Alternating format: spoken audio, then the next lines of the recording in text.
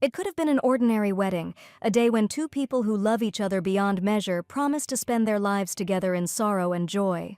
While the priest reads his speech, the guests wait with bated breath as the lovers tie the knot with their promise of family life. Everyone is eagerly awaiting the sacred promise that the heroine, magically shining in a snow-white dress, will finally say, "Yes, I love him." At the wedding ceremony, they should promise to share joys and sorrows, support each other in difficult times, and live with devoted hearts.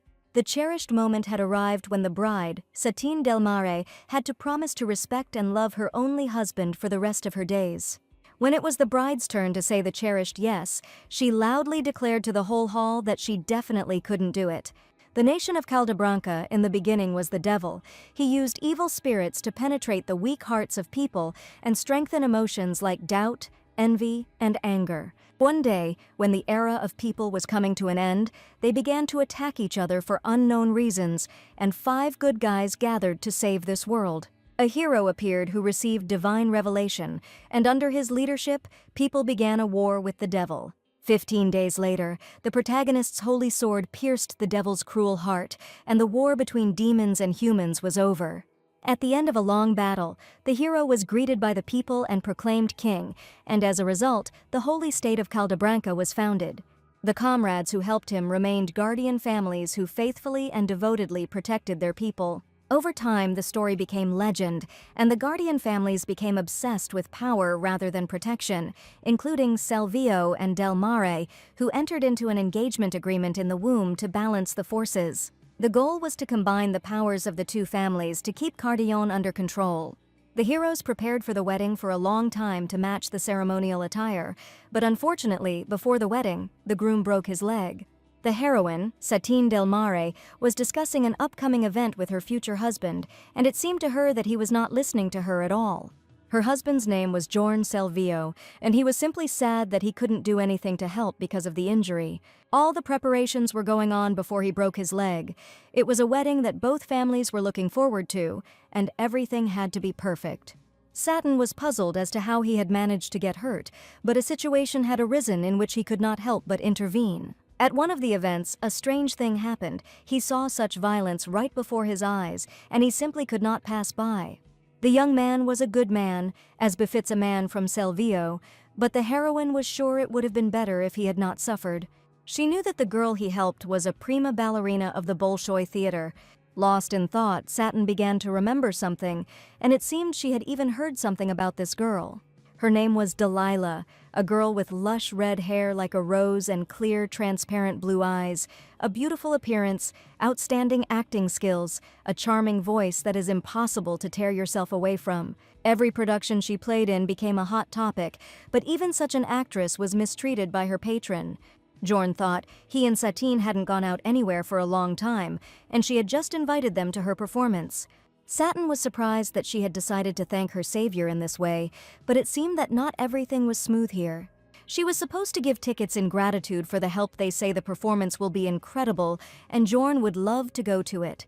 Satin heard that the lady had serious problems with her patron, but had she really already returned to the big theater? If she still had problems, she would hardly have invited the heroes to the premiere of the new play. Jorn suggested that if Satine was very busy, he could go there alone, but going together was a good idea. Since urgent matters have already been completed, this will be a good last date before the wedding. The newlyweds decided to meet later, but for some reason a slight sadness appeared on Jorn's face. Satin left the room, wishing her fiancé a speedy recovery, but she had clearly been feeling a strange uneasiness for the past few days. He seemed a little strange, unable to concentrate on the conversation, and his thoughts seemed to be somewhere very far away. They were bound by an early engagement and shared every moment of life. Satine could notice every change, and Jorn was a very passive person from childhood. She did not know the passionate love that they write about in plays and books, but they believed that they did not need such passionate love at all. There is nothing more valuable than a comfortable relationship when people know each other well, a relationship when they have long since become a real family. Satin tried to make an excuse for it, and Jorn is probably just nervous about the wedding, even if he doesn't show it. Walking down the corridor, she noticed a maid passing by, who was carrying some strange red robe in a basket. Taking a closer look, she clearly saw that there was a satin dress in the laundry basket, which, in her opinion, was not in the wardrobe. Satin immediately approached the maid, who was frightened by her appearance, and decided to find out what kind of dress she was carrying. The maid always told her mistress only the truth, and Satin knew that her husband definitely didn't like such bright colors. The lady declared that this bright scarlet dress belonged to Lady Delilah, that same famous prima. At first, the lady thought she was imagining it, but the maid confirmed that the dress belonged to a prima of the Bolshoi Theater. On the day that young Master Jorn was injured, she came with him to the mansion, and it was she who helped the master get to his home. It is from that day on that she has been here for protection purposes, so that similar situations where some admirer harasses her do not happen. Satin found out the information she needed and asked the maid to return to her work. And now she found out whether the prima of the Bolshoi Theater had really been at the Selvio estate all this time. It was about her safety, but it all sounded too suspicious to be true. But the most suspicious thing was that Jorn carefully hid this information from his bride, and he couldn't even look her in the eyes during the conversation. Perhaps the heroine was now thinking stupid thoughts, but she could not deceive her feminine intuition, which told her that something was wrong here. Jorn clearly has a terrible secret that must not be revealed, and the secret concerns the prima donna Delilah and that very evening when they found themselves intimate. Perhaps Satin was exaggerating, and if the groom wanted to avoid meeting her, he certainly would not have invited her to the performance. True, he wouldn't have made such a stupid mistake just a few days before the wedding ceremony they had been preparing for their whole lives. She was sure that no one understood better than them the importance of this marriage, this promise between families and the harmony of the Guardian Alliance. And Jorn certainly wouldn't do that to his beloved before an important ceremony, just for the sake of love. After she saw that ugly red dress, she still decided to talk to her lover to find out the whole truth. Because it was not without reason that doubt had settled in her heart, and she had to make sure that she had simply made up some ridiculous nonsense. The next day, a premiere was scheduled to take place in the Empire's huge theater, and the heroes decided to attend at the invitation. Getting out of the carriage and looking around, Satin felt all the luxury of this place, and she had not been to a large theater for a long time, and her future husband, Jorn, leaning on a cane, met his beloved to go in together. They did not arrive at the theater together. The young man arrived much earlier and assured them that his leg was almost perfectly fine. Satin smiled and admitted that she hadn't thought the young man was so kind, and even after 20 years she was still learning new things about him. There was a warm, pleasant conversation between them, and with a happy smile the future husband suggested entering the theater to see a grand performance. They got good seats, although Satina didn't expect much since it was an invitation, but they prepared seats in the center of the family spectrum. She must have been very grateful that the prima had prepared the seats at that time, because the tickets sold out too quickly. Satin heard that the nobles had no room for this performance and were sitting on the ground floor, and could it really be that she was such a stunning actress? Silence reigned in the hall the show was about to begin, and the Empire's leading prima was eagerly awaiting her entrance. The velvet curtain rose, and soon Satin saw that same girl Delilah with pink hair, and she turned out to be even more dazzling than the heroine expected. And she was very interested in what her singing and playing were like, because it was no coincidence that all the inhabitants of the Empire admired her talent. Her voice was incredible. It was not just beautiful, it was all-encompassing. In it one could hear the whisper of forest nymphs, the peals of thunder, and even the quiet rustle of butterfly wings. Each note seemed to touch the most delicate strings of the soul, causing a storm of emotions in the audience. For a moment, Satin seemed to have her body trembling, her captivating voice, as if embodying emotions in technique, melting the hearts of the audience. She was so charming, and it was impossible to see anyone but her on stage. Suddenly something fell next to him, and it was the cane that Jorn had been leaning on. As soon as she looked at the face of her future husband, she did not recognize in him the man with whom she had lived all her life. It was an absolutely beautiful performance, right down to her flowing hair, and after the performance, Jorn was so touched and happy to have seen something like that. He praised Delilah and admitted that he would have regretted it for the rest of his life if he had not seen this performance, which was impossible not to lose himself in. The young man continued to talk about how such a frail body could produce an incredibly strong voice, while Satin wondered how much longer he would talk about this topic. She knew he was so moved by the performance that she had completely forgotten the pain in her leg, but Jorn had been praising Delilah for hours now and had not stopped praising her. Her charisma on stage was something that could not be expected from her usual behavior in everyday life. And as soon as he said these words, Satin paid attention to them, because she did not understand when he had managed to communicate so closely with her in everyday life. The lady said that now he speaks as if he knows a lot about her usual behavior, but in that case, where did they manage to communicate for so long? Satin had good reason to suspect him and asked if Jorn really thought she was a stupid little girl. She couldn't help but know that the prima had stopped at this place, Cel Vio, and after her words, real fear appeared on the young man's face. And he didn't even arrive early to escort his bride, since he apparently escorted the prima donna of the Bolshoi Theater, and her speech wasn't finished yet. Then she wanted to ask why he went so far to hide it, and no matter how much he tried to convince her now, the fact of the lie would not change. A woman's heart could not be deceived. The young man was attracted to this girl. The prima was luxurious, especially considering that Giorne had always been an emotional person. Now he was in Vio, and was it really necessary to explain what their marriage meant? The first union in history of two families of guardians, a fact that was nauseatingly well known. He stated that if Jorn wanted to claim that his feelings were not pity or admiration, but true love, he should not be so ambiguous. The young man was clearly confused by the girl's words, realizing that he was making a huge mistake. Satin decided to leave first, and now on this seemingly wonderful evening she learned a lot.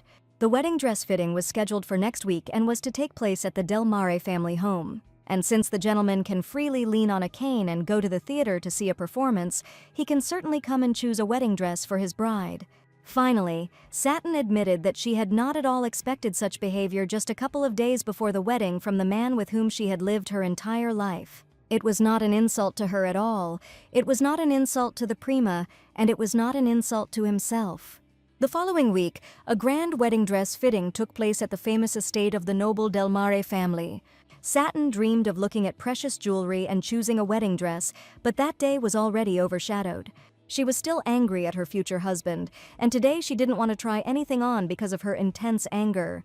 The lady from the salon offered to look at a variety of dresses made from the most luxurious fabrics brought from abroad.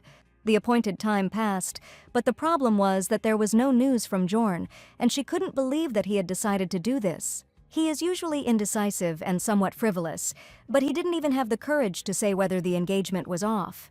Satine was so angry that she was ready to rush towards Yorna and teach him a lesson while her mind was seething with rage. Larry noticed that the lady was very angry and suggested trying on the dress a little later, since some of them had not yet been delivered. All this time the heroine was silent and looked menacingly at one point, and the caring maid suggested that she take a walk and breathe some fresh air. Satin didn't resist the walk, definitely helped change her mood and get rid of her angry thoughts. Her head, which had been boiling with fire just a moment ago, was gradually cooling down, but she couldn't understand what Jorn was thinking about when he missed today's meeting. Perhaps there is no talk of any love here, and he did not even come today to indirectly tell her that he was going to call off the engagement. And what kind of love is this that makes a person give up everything? But today, fate decided to bring her together with another person. The girl was walking slowly through a luxurious, fragrant garden, and suddenly a young man rode up on horseback, asking why she was strolling at such a time. This man was definitely familiar to her, and admitted that he had not seen Satin for a long time. The noble gentleman in the black waistcoat smiled slyly, and called the lady the same shorty she had been all her life. Instead of a noble greeting, the young man burst out laughing and once again called Satin shorty, as if he incredibly liked this nickname. It was strange that they had managed to meet just now, and indeed, their last meeting had been too long ago. It was Sir Rubler Cardelon, a venerable gentleman whom Satine had already known in her youth. The Cardelon family was the most powerful among the 5 guardian families, and they had been raising holy knights for many generations. Rubler showed exceptional talent and surpassed the family's fame with his own reputation. As the leader of the Holy Knights, by assuming the title of Paladin, it was he who strengthened the position of the family that was already in the lead. But what was he doing here today? Rubler laughed and said that if she continued to stare at him like that, he would soon turn red as a lobster. Satin noted that the gentleman had not changed since childhood and was still the same impudent person. He still made her feel uncomfortable, and he was sure that they had been quite close in the past. The gentleman recently returned to the capital, so he decided to drop in here, and since he saw Satin, she suggested that he leave so that he could choose a dress without his supervision. He heard that the boy had suffered, and since Jorn couldn't do it, he mockingly offered his help to the lady.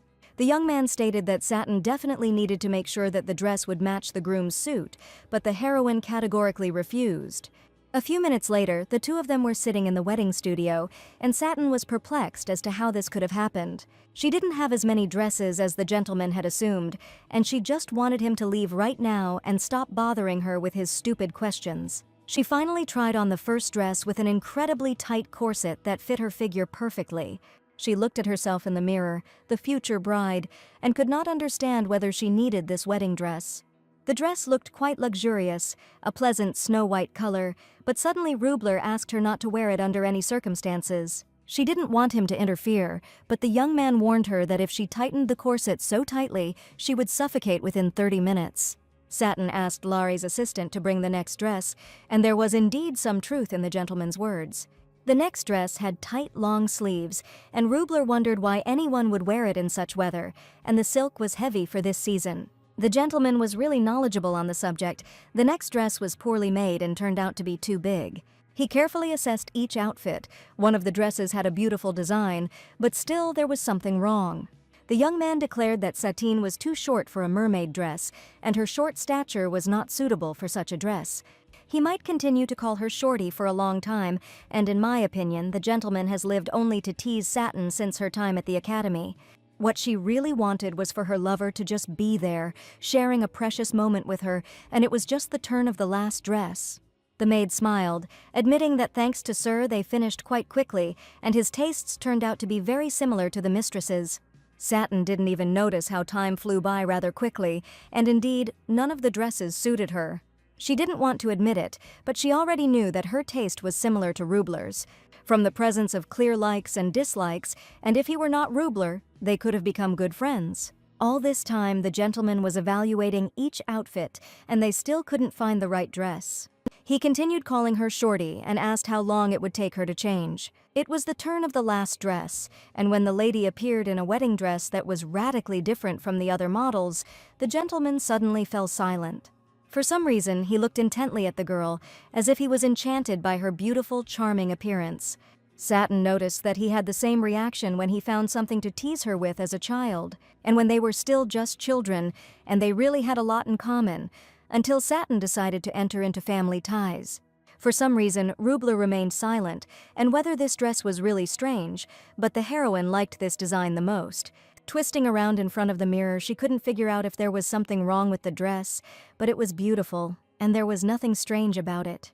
Rubler approached the girl and declared that this was definitely not the dress to wear to the only wedding in her life. And the whole point is that she looks so beautiful in it that he almost confessed to her incredible beauty.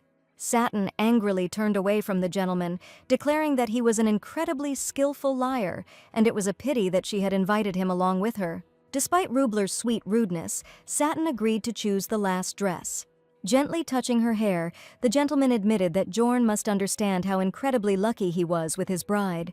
The grand wedding was just around the corner, and many aristocrats were busy discussing the upcoming events.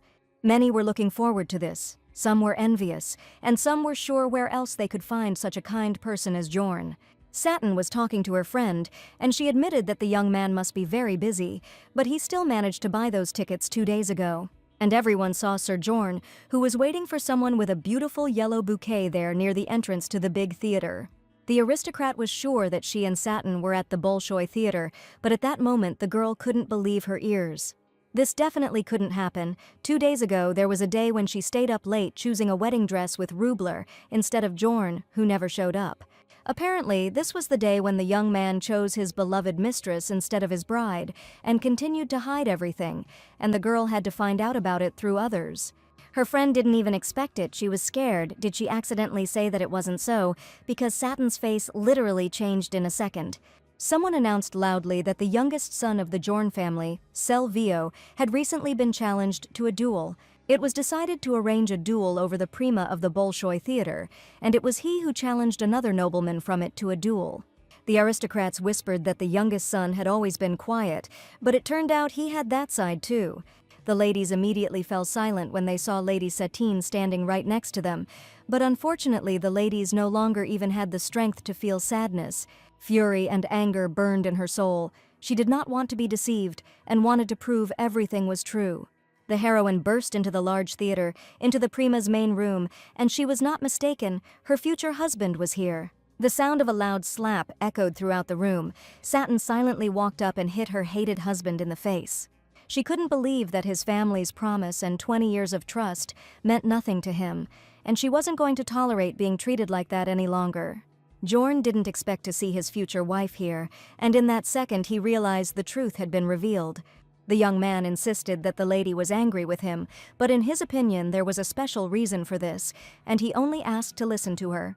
Satin's emerald eyes flashed menacingly, and she couldn't understand what other reason there could be. And so it's all clear, no reason can justify turning Delmar's daughter into a laughingstock overnight because of some prima. Could it be that the man who fought in a duel to protect the girl, the demon who wore Jorn's face, and as a guardian, he could react calmly to injustice? And why was it he who had to maintain order? And hearing these words, the young man said, "His bride is incredibly wise." He asked her to remember how he told her who had injured his leg last time and came here to beat up Lady Delilah. Jorn allegedly tried to reason with him, but when the gentleman waived the contract and began to attack, the only way for you to save her was to fight a duel. And if Satin had been there, the young man was sure she would have definitely supported his decision. If the lie had been there, it didn't matter whether she would have stopped the attack, who the victim was, how successful Delilah might be. For the nobility, singers were nothing more than toys to be bought for their beauty and talent. And she knew exactly how artists were treated under the guise of patronage, so she offered to become her patron herself. Satin offered to give her money and send her to another, safer country, where Jorn would never meet her again. Jorn couldn't let her go and continued to insist that he would marry Satine, in which case he would break off the engagement as soon as possible. She turned to Lady Delilah, who had remained silent all this time and sat with a frightened face, offering, if the prima so wishes, to buy her exceptional talent and make her happy in another city. And if a lady simply needs sponsorship, Satin offered assistance and financial support. When the parents found out about the cancellation of the engagement, they were against it, because Satin should understand the significance of this marriage. The families had been waiting for this union for 20 years, and now, right before the wedding, the girl decided to call it all off. The parents were cleaning, Jorn acted thoughtlessly, and the daughter just needs to turn a blind eye to it, and in the end, she is a simple singer. The guests have long since arrived for the wedding ceremony, and there isn't a single person in Caldabranca who doesn't know about their wedding in 3 days. The young master of the house, Selvio, and the beautiful opera singer, an actress burdened by tragedy, and the noble man who saved her. Everyone will tell the story of their fairy tale love, along with the pitiful story of how Satine married against her will, bound by an old family promise. Satine didn't want the world to laugh at her as a noble lady who married without a drop of pride, and that certainly wouldn't strengthen the union of the house. The parents insisted that their daughter would be remembered as a virtuous lady who defended the family's honor despite scandals. Besides, in 3 days she will become the mistress of the house, so she will be able to send her away, but then she will have to become the villain who drove the poor girl away. For Satin, things were not so simple. She did not want to live with a man who kept her as his mistress, who doesn't show her a drop of respect, a drop of attention, and didn't even show up for her wedding dress fitting. The parents asked their daughter to stop behaving like a little child because it was a matter of respect between two families. Father was sure that Jorn had probably hidden his mistress out of respect for his wife, and this could be taken as a good sign. The stain on Selvio's name means they owe a debt to their family, and her parents told their daughter to just not worry. In any case, the child would be the future of the Del Mare and Selvio family, but now Satine did not want to go that far and protect something by enduring misfortune. If this marriage takes place, they will become lovers recognized by Jorn's wife, and when she is not at home, everyone will assume that he is with her. And then the heroine will live the rest of her days in complete solitude, like a doll, deprived of all her feelings and pride. At first it will be better to feel guilty, but in the end it will become impudent, and the lady knew from the very beginning what she was getting into. Finding herself in this terrible, absurd situation, the girl just wanted to forget it all as a bad dream and live in another world. No matter how she thought about it, she understood that she would not be able to bear this marriage, because there were many other suitors besides Jorn. The father asked his daughter to stop being stubborn and accept the fact that no one would be better suited to keep Cardion under control. This demon-tainted treaty, signed before the Great Disaster, can pass quietly without any loud scandals. The family insisted on the wedding, and Satin thought every minute about the best way to take revenge on the dirty traitor. Something was needed that did not contradict the law, and the maid remembered that her mother had once told her a story. The lady was dating one gentleman, but at the same time she was holding hands with another because he trusted her as much as he trusted his friend. In a situation like this, you have to deal with that person's best friend, and that would be the most devastating blow, but Satin didn't want to stoop to his level. She asked why the maid was in her room, and she was sent to make sure that the lady did not run away, but she simply had a guest. Perhaps the respected young master had come to ask for forgiveness, but when the door opened, Satine realized it was not Jorn at all. This was definitely not her stupid, naive fiancé, but a respectable gentleman whom she had managed to see quite recently. Rubler leaned on the door and called himself a rather important guest, and as always he was self-confident. He came without warning, quite unexpectedly, and the young man was sure that they didn't need all these formalities now. Satin asked to be reminded which ones we were talking about, and she didn't remember her and the gentleman becoming so close. Rubler called himself a trusted comrade, a guardian, and a dear friend, and perhaps some of that might be appropriate. As much as he wanted to make fun of him now, she said she was not in the mood and suggested meeting another time. The gentleman had no intention of mocking her. He had always been sincere with the lady, even when they were still very young children. One day they met little Satin for the first time, and from the moment Rubler saw her, something strange still happens to him. He wanted to tell her about this, about his intentions, and Satin menacingly asked what had brought him here so suddenly. He was drawn to the rumors from Jorn and everything that was happening in their relationship right before the wedding day, and suddenly he decided to offer his help so that the girl's honor would not be tarnished and her reputation would soar. The gentleman considered this marriage to be a complete absurdity, and how dare such a scoundrel as Jorn make a beautiful lady suffer because of another girl? These were words no one had ever said before, words she longed to hear but never thought would come from him, and yet she would have to go to this ridiculous wedding anyway. Nothing was said about the broken engagement. Everything seemed to be going according to plan, and the two families were to tie the knot with their children. Rumors are circulating throughout the capital that the groom is crazy about his mistress, the same prima from the Bolshoi Theater, and the aristocrats discussed it right before the wedding. People were sure that having a mistress was completely legal and common, but this happened right before the wedding and was very cruel to the bride. In the end, everyone only felt sorry for Satin, and Mr. Rubel could not allow the honor to be entrusted to the lady, even when the beginning of the ceremony had already been announced. Every bride in the world dreams of being a star on her day, stepping out in a luxurious snow-white dress and feeling like the most beautiful princess. Decorate the hall as she wished, put on that very dress, stand before the cardinal, exchange vows. The perfect wedding that Satine had dreamed of was about to become a reality today. To the horror of stupid Jorn, the dream of a lifetime became a path to hell, where Satine in a wedding dress stood on the red carpet on her way to the groom. A quiet, perfect path without a single clap. Even the whispers of the guests sounded like mockery, and such silence was killing her today. Satin just wanted to get away from here as quickly as possible, to leave everything behind and disappear if only she could do it. Unfortunately, on the other hand, on the head of the cheating husband, she slowly walked to the altar. Now she couldn't even be angry, and supposedly Jorn found the courage to save the poor prima from violence. And now he was cowardly under pressure from his family. It was just funny. The young man was falling lower and lower in her eyes, but suddenly she heard a familiar voice. The bride apologized for interrupting the ceremony, but she really wanted to see the man singing the hymn. This voice was painfully familiar to her, alluring, enchanting, making her heart beat faster with every note. When the wedding attendant pulled back the curtain, she was horrified to see her mistress singing the wedding hymn. A woman from the Bolshoi Theater with pink hair and an emerald dress sang the anthem at the wedding, and Satin couldn't believe her eyes. People in the hall started whispering about whether this was really the singer that everyone was rumoring about, and how dare Jorn invite her here. At that moment, Satin was so disgraced, and her fiancé brazenly invited his mistress to their wedding. Satin asked her future husband what was going on here. Why was this girl singing a wedding anthem when there were plenty of other singers in the city? Giorne asked her the day he hurt his leg. Satine dreamed of the perfect wedding, and he thought she would like it if the best soprano of their time sang the anthem. She herself said that she liked the prima's performance, so Jorn tried to prepare it and was surprised that his fiancée didn't like it. What an incredibly shameless question, and it would have been better if he had simply stayed out of the wedding until the very end.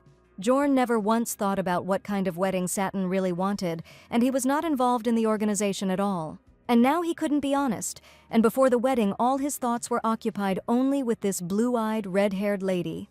Jorn didn't even look at his bride. He was staring at Delilah, and it was as if he didn't hear the guests whispering. Stupid Jorn staged the worst wedding in the world. The priest began to read a speech where two people should share joys and sorrows and support each other in difficult times. Satin noticed that all this time the future husband could not even take his eyes off the lady, and she only wanted him to forget about the wedding vows and simply admit that he wanted to marry this woman. The priest asked the husband to answer the questions of whether he took Satine Del Mare as his lawful wife. Delilah stood quietly near the curtains. The priest asked her to swear that the young man was ready to respect his only wife and love her until the end of his days. But Jorn never looked at his beloved. He looked at Delilah and said the cherished yes. Everyone present in this room knows to whom this oath was actually given, and what he was thinking when he spoke these words so easily. The next oath Satine had to take was that she would love and respect her fiancé for the rest of her days. Respecting her husband, what a cruel contradiction. From the very beginning to the end of the wedding, it was just a brazen deception, and Jorn never showed her respect. And now was the very moment when Satin proudly refused and declared that she would never connect her life with this terrible, impudent man. The guests were simply shocked. The bride refused, and just confidently declared that she would never marry this man.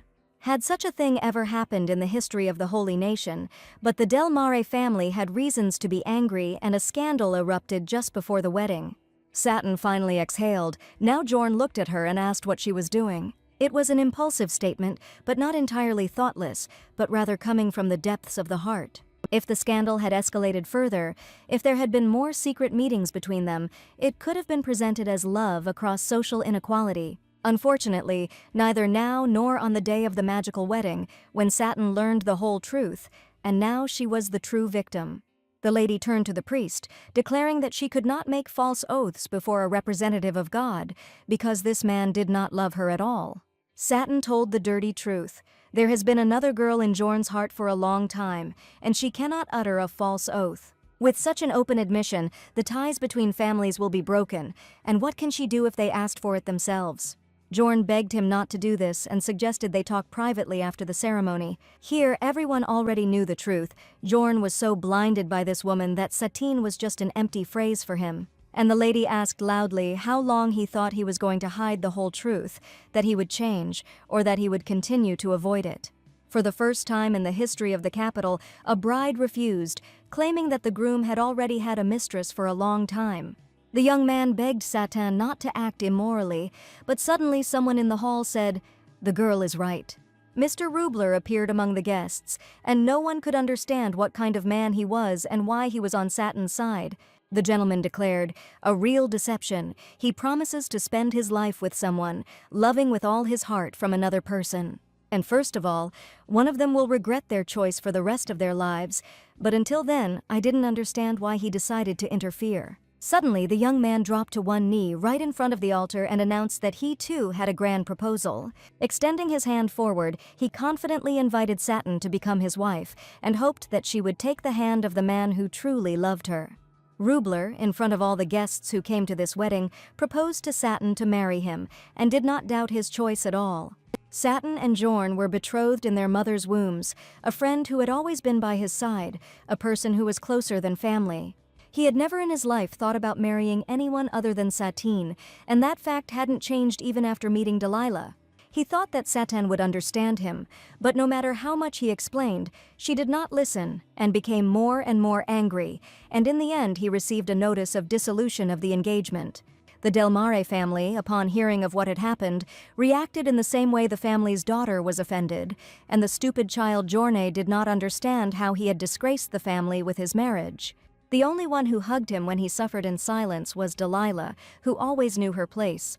Then the people confessed that if the Lord's marriage was destroyed because of her, she would not be able to look Lady Satine in the eyes.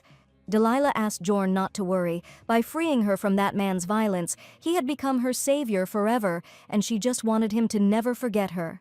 Jorn might not fall in love with a kind and sweet girl, so at the planned wedding he made a false oath to protect the lady he loves, and when the wedding was over, he wanted to run to her and hug her and whisper that everything would be fine between them.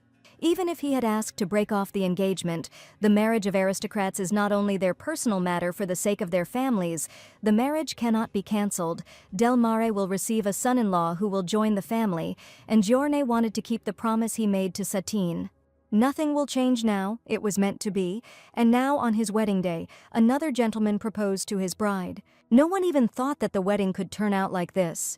Right before Jorn's eyes, the venerable gentleman extended his hand, made an offer, and he did not understand what was happening here. All the guests immediately thought that not only the groom, but also the bride had a secret lover, but more importantly, this lover was a Cardillon. The young man was about to quietly step aside after hearing Satin's words that this was being done for the sake of the family's promise, but now he could no longer just stand and watch. Satin didn't expect at all that the gentleman would come to her wedding with such a decision. It was a marriage she would have to enter into with someone anyway, and Satin tried to scold her old friend in a whisper. Her gentle hand was touched by the warm lips of the gentleman, who quietly said Satin would be better off marrying him. The lady said that the gentleman had gone crazy, and how could he behave like that at someone else's wedding? If she accepted his proposal, this wedding would be theirs, and even in this confusing situation, the heroine's mind worked like clockwork. An interrupted wedding, a broken union between two families, and a new happy family with Mr. Rubler. The breakup of the marriage between the guardian families was clearly not going to end peacefully, and everyone understood this perfectly well.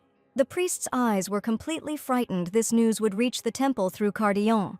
The temple will certainly not be pleased with the discord between the guardian families, who have been planning this union for 20 years. Everyone will put pressure on Satin in every possible way to convince her to get married.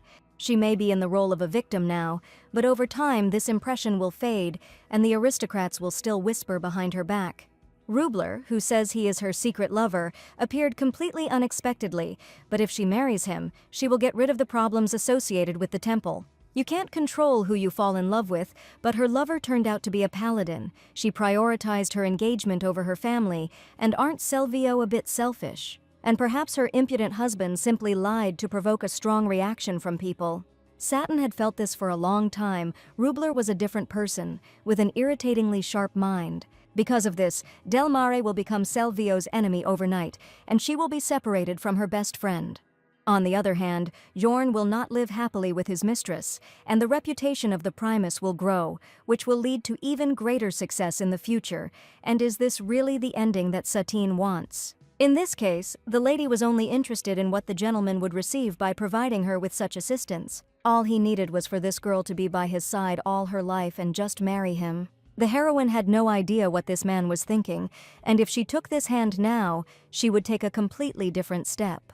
Del Mare joins the Cardillon family, which ranks above other guardian families and has a higher title. Among the guardian families, Cardillon is on a completely different level, and if instead of simply containing them, they unite with them, the parents will certainly be pleased. In that case, what awaits Mr. Rubler, for whom another bride was clearly intended? The master had achieved a high level as a temple paladin through his own skills, so he did not need to make a sacrifice for his family. And would he really just be happy if Satin married him, and they were happily married for life? The gentleman was waiting for an answer, and here, in his opinion, everything was obvious, and looking at this wedding hall, he understood how much effort she had put into the wedding. Satin had meticulously worked out every detail and done everything she could to bring glory to the family, but she had done enough, and now she could be selfish. Rubler openly gave her permission to be selfish, and he spoke the words she most wanted to hear. It's true that no matter what she did, there could be nothing worse than what already happened at the wedding ceremony. Therefore, without thinking twice, Satin gave her consent and extended her hand to the gentleman, believing in their future happy marriage.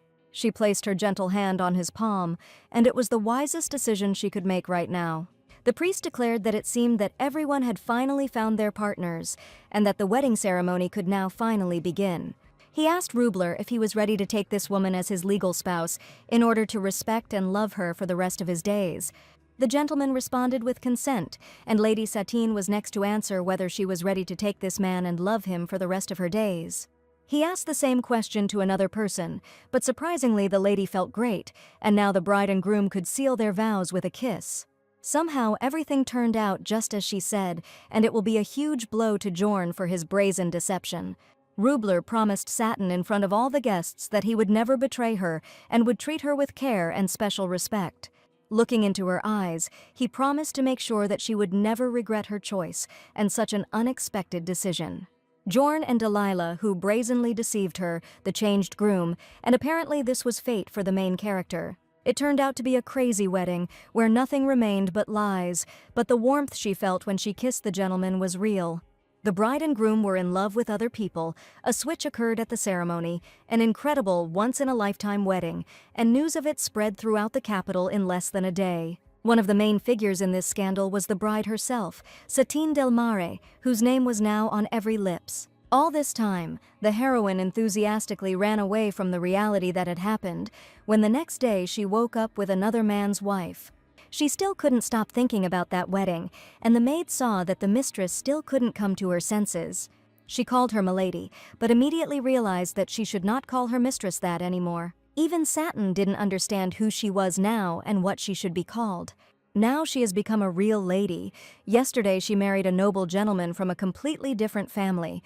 With each passing minute, vivid memories returned to her, that unforgettable kiss and that crazy wedding. And the more Satin thought about it, the more real chaos arose in her head, from which she could not get rid of. The lady tried so hard to put it all out of her head, and to think she married the man she had been in contact with since graduating from the academy.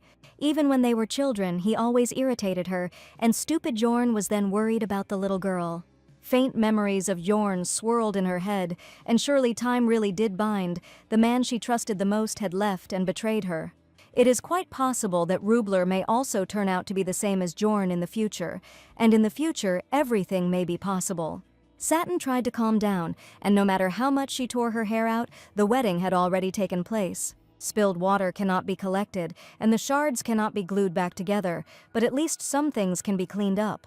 The Code of Laws of Caldebaranca, the book in which Satine decided to find answers to her questions. It wasn't too late yet. Right after the ceremony, Rubler was dragged out of the temple on family business, and he was incredibly busy, while the heroine had to find some way out.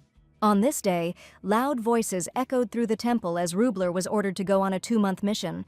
The priest ordered simply to visit the provincial dioceses as a representative of His Holiness, but the gentleman had just gotten married. The young man warned he should have said this in advance because he had not even made a schedule, and asked for his understanding. In return, he promised to make sure that the gentleman got a decent vacation after this, and asked him to simply relax. It could have been a joke, because the dear paladin burst into the wedding, pushed the groom away, and finally took the woman he loved. His assistant said he was willing to give him a vacation for this, and he just had to take his word for it. His assistant was still the same as before, with different behavior in public and in private. The hero was the eldest son of the current pope, Archbishop Kyrian, heir to the great papal throne. Since the next pope is chosen by a divine oracle, until then the pope's child can only inherit the title of archbishop.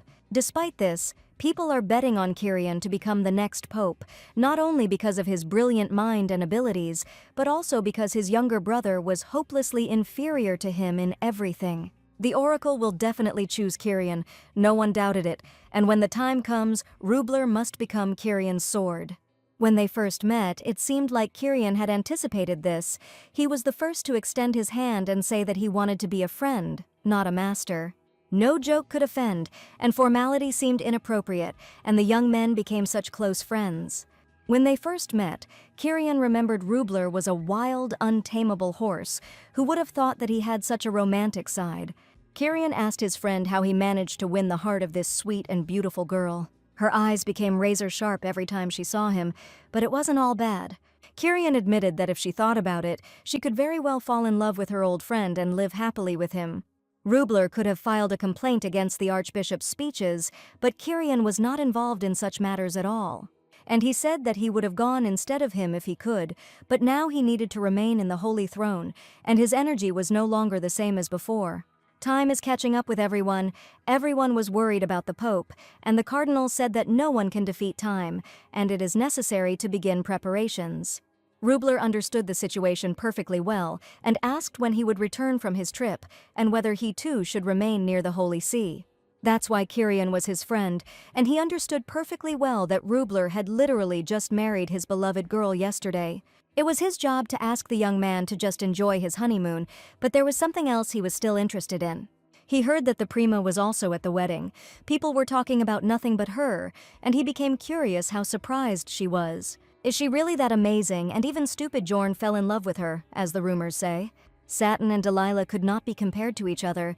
These girls were completely different. And during the wedding, the gentleman closely watched the Prima's behavior, realizing how smart and dangerous a woman she was. He saw that she was a bit of a flirt, but he was not interested in her, because nothing good would come of it.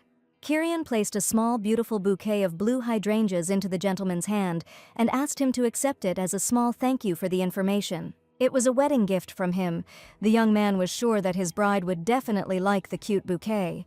The gentleman looked angrily at his friend, who laughed, and didn't he really want his girlfriend to receive flowers from another man? Kirian noticed that Rubler was head over heels in love and asked if she had really sunk into his soul that much. The gentleman remembered very well that day when he was still a boy. They met at the academy, and he saw Satin for the first time. The question was absurd to him, and from the very first second he realized that this was the most beautiful girl in the world. Satin was charming from the very first time they met, and all his life he was sure that fate would bring them together one day. After hearing the touching story, Kirian thought it must be a great happiness to give an oath to such a sweet girl. In fact, the gentleman was incredibly happy. He did not want to part with her for a second, and right then he decided to go to her.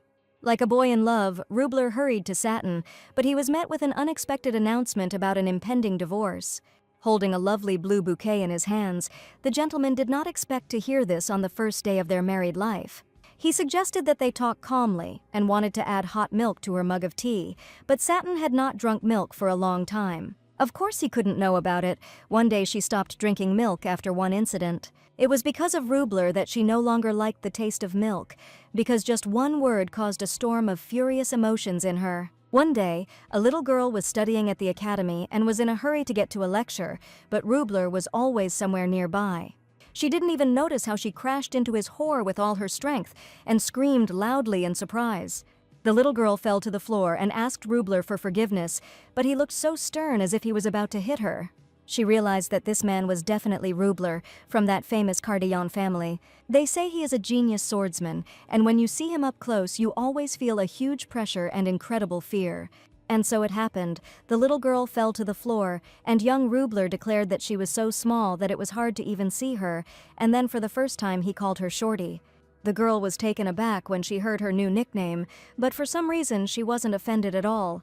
He called her Shorty. That was her first impression of Rubler, and from that day on, every time he saw her, he called her Shorty. One day, young Rubler brought the girl milk and said that she needed to drink a lot of milk to grow up, and if she was picky about food, she would remain small. He had disturbed her like this dozens of times, so Satin developed an inferiority complex due to her short stature, and as a result, she intended to avoid Rubler. And now, when she saw milk, she remembered Rubler's face, who teased her every day, and because of this disgust, she could not even take a sip.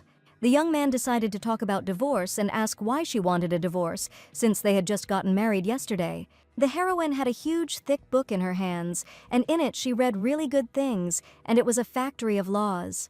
Satin read it while the gentleman was away, and there are some conditions 3 months after the wedding, the reflection period ends, and you can file for divorce.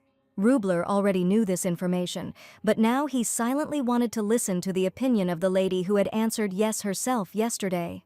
There is also the agreement process, the property division process. It is a bit complicated, but in any case it will take at least 3 months. That is, all this time the lady studied the divorce procedure in detail, and it was not without reason that she spent so much time. While Rubler missed her incredibly, as soon as he finished work, he immediately returned, and he was a little offended to see such a reaction from her.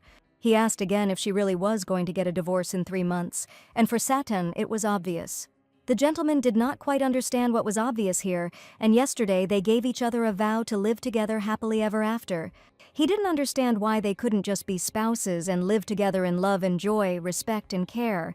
The purpose of this marriage was to unite the two families of guardians, and the lady was sure that he did not need the Del Mare name at all. After all, not only did he not need this surname, but he also desperately hated it, so they should begin divorce proceedings as soon as possible.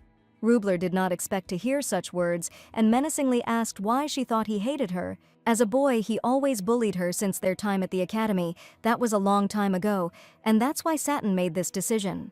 The gentleman was indignant. Did she really want to say that he got married only for the sake of family, and was this really the only meaning of marriage for her? At least that's how it was for her. At the moment of her birth, the person with whom she was to spend her life was chosen. She believed and relied on Jorn all her life. Eventually, the marriage fell apart due to Jorn's decision to choose another girl as his one and only love.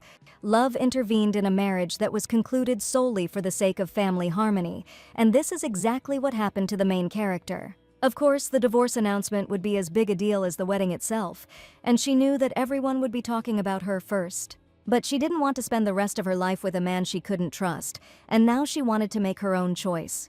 Satin wanted to find a man with whom she could spend her whole life happily, and this was reason enough for the gentleman to agree to a divorce. The young man understood what she meant, and now that he knew her opinion, what she wanted, he wanted to think about it himself.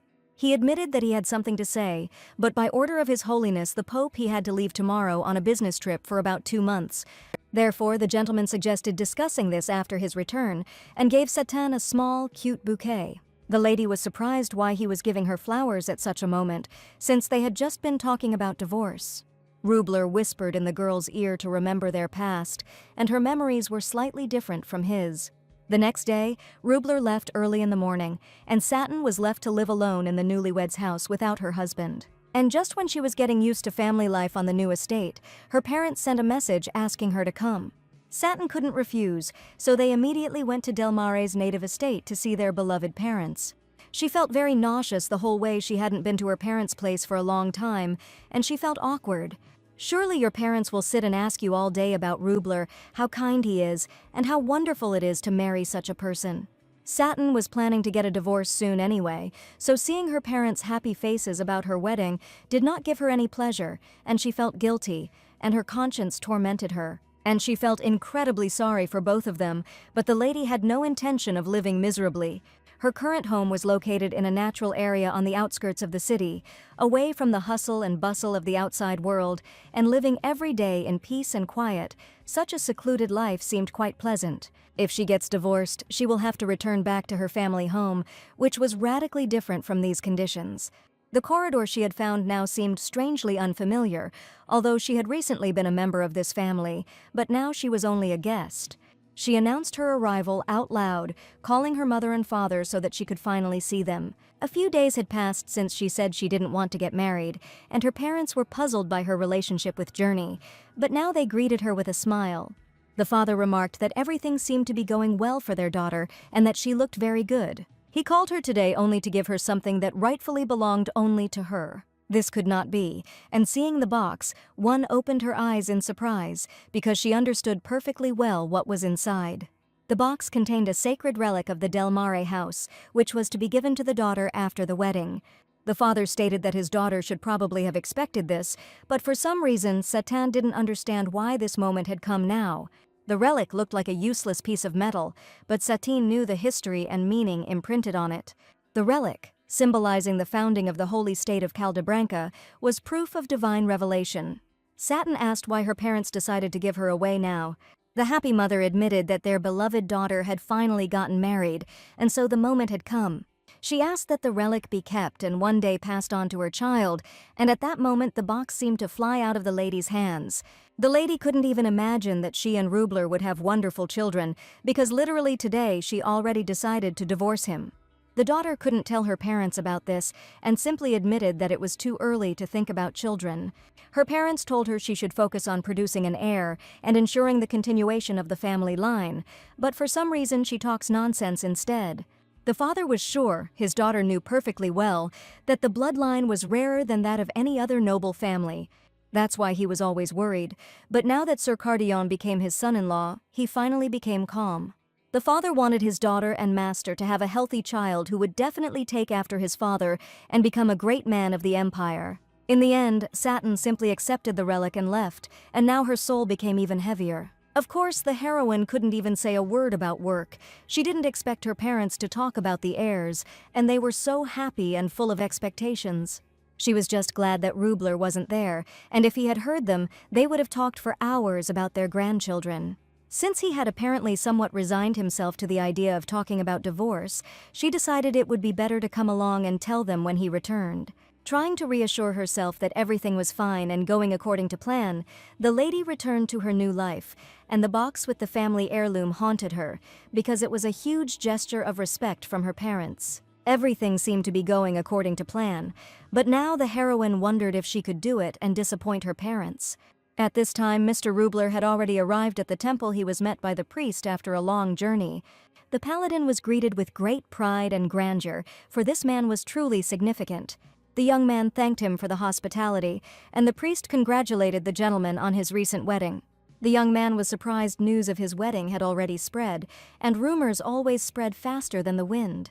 The Del Mare family had long been known for their deep devotion to the temple, a beautiful union of two young aristocrats, but it was only a picture, and the priest believed that for them this marriage was nothing more than a symbol of the union between the guardian families. However, he had been waiting for this news for a long time, and had always hoped that the noble guardians would cooperate as if they were one family. Now that at least two of them were married, the priest felt relieved.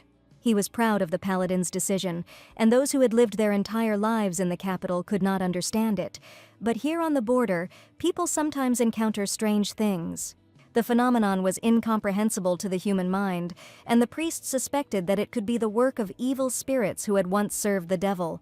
The Lord heard that when the devil was sealed, most of the spirits disappeared, and only a few barely managed to escape. The archbishop is not one to throw words to the wind, so there really is something fishy going on here. He asked the gentleman for forgiveness for keeping him late, and the young man was probably tired and had better go and rest before his upcoming duties. Rubler concluded that evil spirits had begun to act, and it looked like he wouldn't be returning home anytime soon.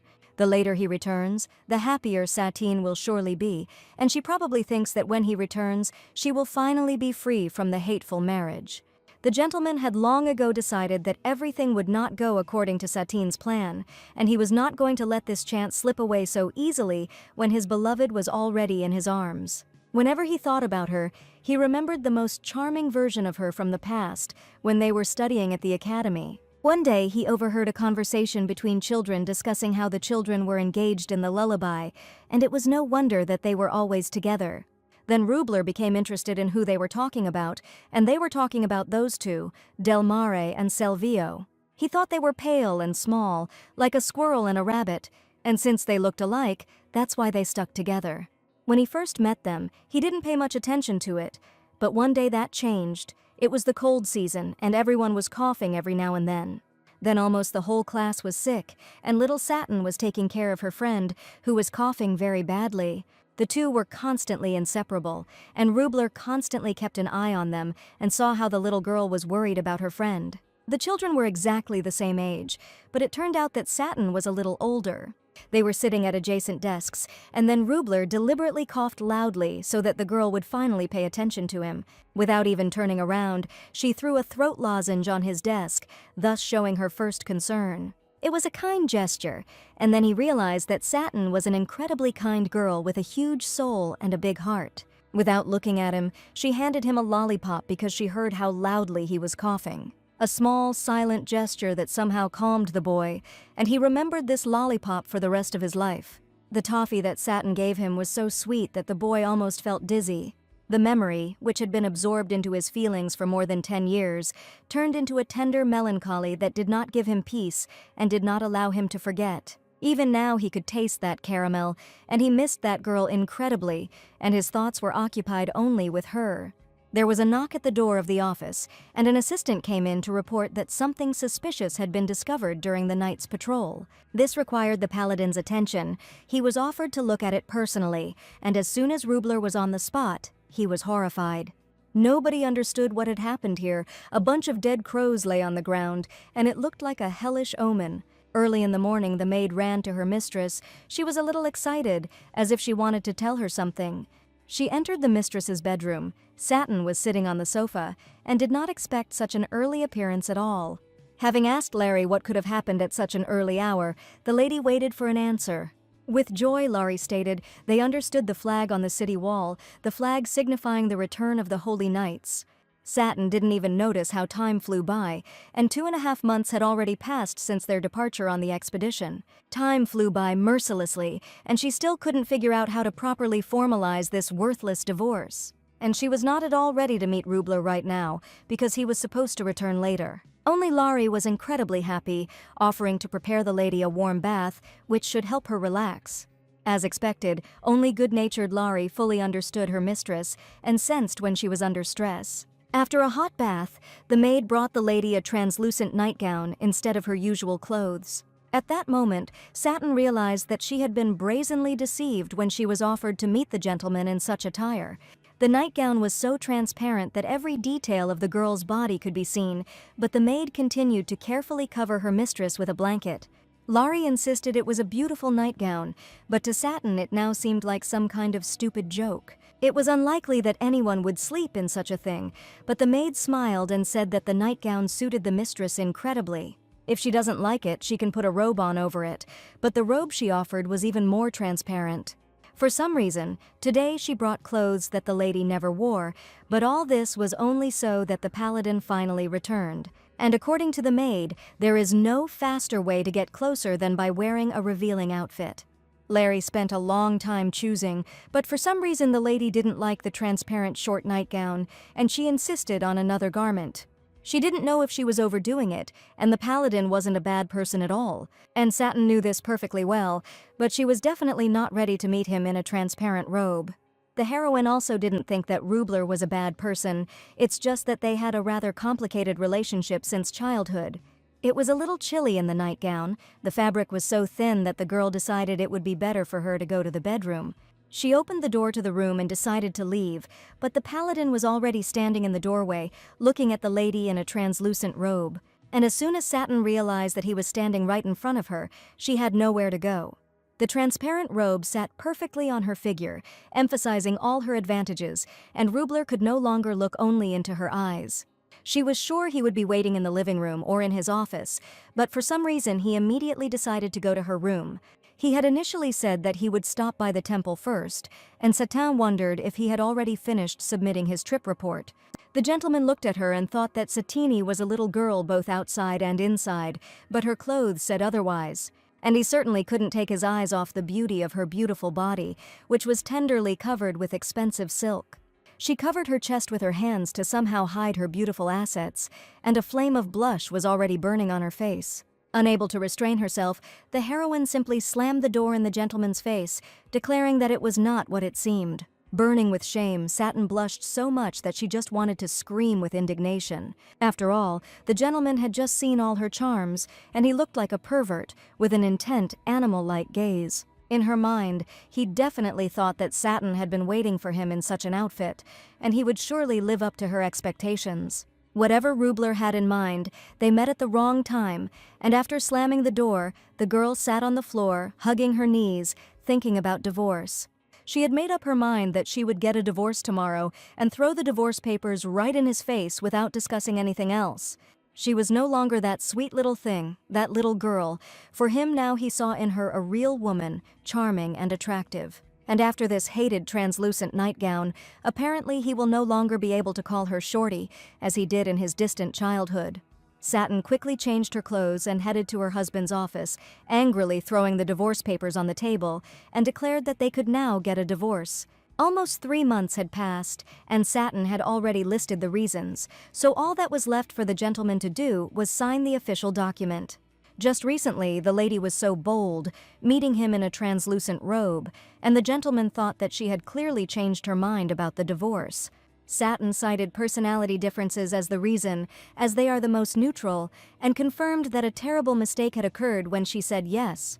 The young man read the official document carefully. His gaze was thoughtful, but he was in no hurry to answer. And suddenly Rublin admitted that he never agreed to a divorce, and it was solely his wife's wish. Satin didn't understand they had agreed on a divorce, and seemed to have finished discussing it before his trip, but the young man really didn't agree. Besides, personality differences as a reason were silly, and the boy stated they had not spent enough time together to make that claim. Right after the wedding, he went on a business trip, and to be honest, they barely exchanged a few words. Moreover, if you file for divorce immediately after a long business trip, your father is more likely to personally act as a mediator than to agree. So he asked again if the lady was still planning to submit the documents, but she couldn't describe her true feelings. For her family was a temple, but in front of her stood an annoying husband who teased her all day, and she couldn't honestly say that she simply hated all of this. So she tried to come up with other reasons to get a divorce. Without thinking twice, she declared that there was only one other legal reason for divorce that would definitely work. The lady said that they are not even a loving couple, practically strangers, so how is it possible for there to be intimacy between them, as between spouses? Unexpectedly, Rubler asked if she was willing to try some intimate activities to prove that they could be a loving couple. The young man came closer to her, while she looked at him with frightened eyes and could not imagine what he would do now. Without even noticing that he had managed to get so close, Rubler's gentle hands had already touched her lips. And gently hugging her around the waist, the gentleman suggested trying and seeing if that same tender intimacy was truly impossible for them. Satin didn't pull away, but rather moved slightly towards him, as if succumbing to an invisible force drawing them towards each other. Out of fear and uncertainty, the girl covered the young gentleman's lips with both palms so that he would not touch her under any circumstances. In fact, she was just so scared that she lied, saying that the maid had just called her, and she wanted to run out of his office as quickly as possible. The stunned lady suggested they talk later, but she disappeared without a trace as soon as the gentleman tried to get a little closer to her. From that day on, she could no longer move freely around the house. Rubler had never left the estate since his return. The heroine simply didn't have the courage to meet them and behave normally, so she immediately hid as soon as she saw his silhouette. While waiting for the Order of Knights to finally start working so that the master would no longer be in the estate, Satine still felt uneasy. After that day when his lips almost touched hers, she became irritated every day as soon as she saw him. Rubler understood everything perfectly well and still managed to meet, and lately it had been too difficult to see her, but still he achieved his goal. Satin tried to act natural and stated that in fact she simply didn't notice him, as she was just heading to the bathroom, suggesting that the gentleman step away. Now he stood in front of her, assuring her that the bathroom was in the opposite direction and that Satin should definitely stop lying. She's been living in this house for 3 months now, and doesn't she know where the bathroom is? Satin's face grew redder and redder, and she simply stated that she actually had topographical cretinism and that she periodically got a lot of things mixed up. The gentleman laughed. It was the first time he heard it, but even this part of her turned out to be very sweet. It was all useless. No matter what she said, his reaction remained the same. She decided to divert and leave as quickly as possible, but the young man warned her he was given leave after the expedition. And for Satine, this was the most terrible thing now, because the master would constantly be at the estate, and she would no longer be able to avoid him. Rubler touched her hair, and Satin involuntarily shuddered. This light, almost accidental gesture burned her skin like a brand. He penetrated her armor like a sunbeam through fog. His touches, his looks, his words all paved the way to her heart, melting the ice that had bound it. He asked why Satin was so surprised, and didn't she understand why he took an unplanned vacation right after the wedding. The lady ran to her room, and burying her face in her pillow, she realized that she didn't want to know anything, and didn't want to think about anything anymore. Larry asked if the lady had found out how many days of vacation Rubler had received, but she never asked him anything. Maybe she was still interested, but she wanted him to just rest a little and come back when he was ready. The maid insisted that the mistress should have asked about this, but she was so embarrassed that she completely forgot all the words. Larry stated that even if they were in a fake relationship, they are now a married couple and they need to start having conversations to get closer. Satine simply wanted to keep her distance, and even the maid noticed that she was deliberately keeping her distance from the paladin. The maid admitted that she still hates Mr. Gjorn, who broke the girl's fragile heart. She knew that the lady was always cautious, but she was never so closed and cold. She was always a person who looked good with a bright smile and happiness in her eyes. After Mr. Jorn's betrayal, Satine changed greatly, and that happy smile no longer flashed across her face. Larry assured that everything had changed for the better now, but she was still upset and very worried about her mistress. Being next to her, Laurie was also sad, but she understood and felt everything perfectly, and did not want the lady to be sad. Yes, she was right. It was all a huge shock, and Satine never thought that Jorn would betray her out of love. What is love? What is this thing that makes a person blind and deaf, and makes him act so impulsively? Even as her rage raged, there was a part of Satine that envied the lovers, and as the heiress of the House of Del Mare, bearing the burden of expectation, she had never known what love truly was, and perhaps it was a feeling she was never destined to understand. Since things turned out this way, Larry really hoped that the lady would live happily as a couple, at least to prove to Mr. Journeau what he had lost. The lady understood that the maid was very worried, but Satine did not particularly trust Sir Cardillon either. Satin always thought that she knew Mr. Jorn better than anyone. They spent 20 years together, and this is an incredibly long time. Jorn's heart turned to another in an instant, and Rubler's heart could also change one day, because after all, it was an extremely impulsive marriage. As soon as everything calmed down, the heroine planned to quietly divorce, so she warned Larry not to get attached to this house either. In response to this, the maid merely offered to bring tea to lift the lady's spirits. Satin touched the box containing the family heirloom, and indeed she really wanted to live happily as a married couple. But it was very difficult to do this, almost impossible, and it was very difficult to trust anyone else now. Rubler entered the room and saw that the lady was holding a family heirloom. He asked if she had already received it, and it seemed that the Del Mar family had already recognized him as a worthy son-in-law. Satin was indignant at how a gentleman could barge into a lady's bedroom like that, but the husband was allowed to enter his wife's room, and he even knocked properly. The heroine was about to get a divorce. She asked him to keep his distance and stated that he couldn't just barge into her bedroom. Every word she said hurt the gentleman more and more deeply, who had had great sincere feelings for her since early childhood. He asked if she had really been avoiding him to keep her distance before the divorce. Rubler didn't want this, and abruptly laid the lady down on the sofa and declared that if he didn't give her a divorce, then there was no need to maintain this distance. He stated once again, as he had said before, that he had wanted to marry her for a long time, and that she was the most beautiful girl in the world. Rubler wanted to win her over, wanted her to love him with sincere love, and admitted that he wanted to spend the rest of their lives together. This was the kind of marriage he had spoken of at the temple ceremony, not understanding why she still continued to reject him. Satin was always planning for a future that hadn't yet arrived, trying to force herself to fit into its framework. He looked into her eyes and wanted to explain that marriage still seemed meaningless to her. A lady certainly shouldn't make him meaningless in the eyes of the gentleman, and it hurts him every time he hears these words. Rubler was a capable and dexterous knight. When it came to pursuit and capture, he had no equal in this matter. So he asked again who would win this game of tag, and he was ready to bet that victory would be on his side. He still leaned over her like a majestic beast, and Satine could not move, captivated by his masculinity. Rubler decided not to torment the girl any longer, and simply asked her not to take his words as a stupid joke. And leaving the room, he wished his wife good night, and she still felt the touch of his gentle fingers on her face. Every step he took made her panic, wanting to run and hide, but at the same time she was agonizingly curious about what would happen if she allowed him to break down her walls. And what might happen if she dared to trust and open up and yet become vulnerable. Selfish, arrogant, and above all, hating Satin Rubler. The moment that made him remembered like this was at the fencing tournament at the academy. One day, there was an opportunity to watch students from guardian families compete. Jorn was still a beginner in fencing, and it was obvious that he would lose to the students who were striving to become a knight. Then Jorn was shaking and didn't understand what to do and why all the students had to participate in this tournament. Satin tried to support him in every possible way and suggested that they simply lose with dignity and then go to the festival together. There was one fact she had overlooked while trying to comfort the trembling boy. The weight of his name was Selvio.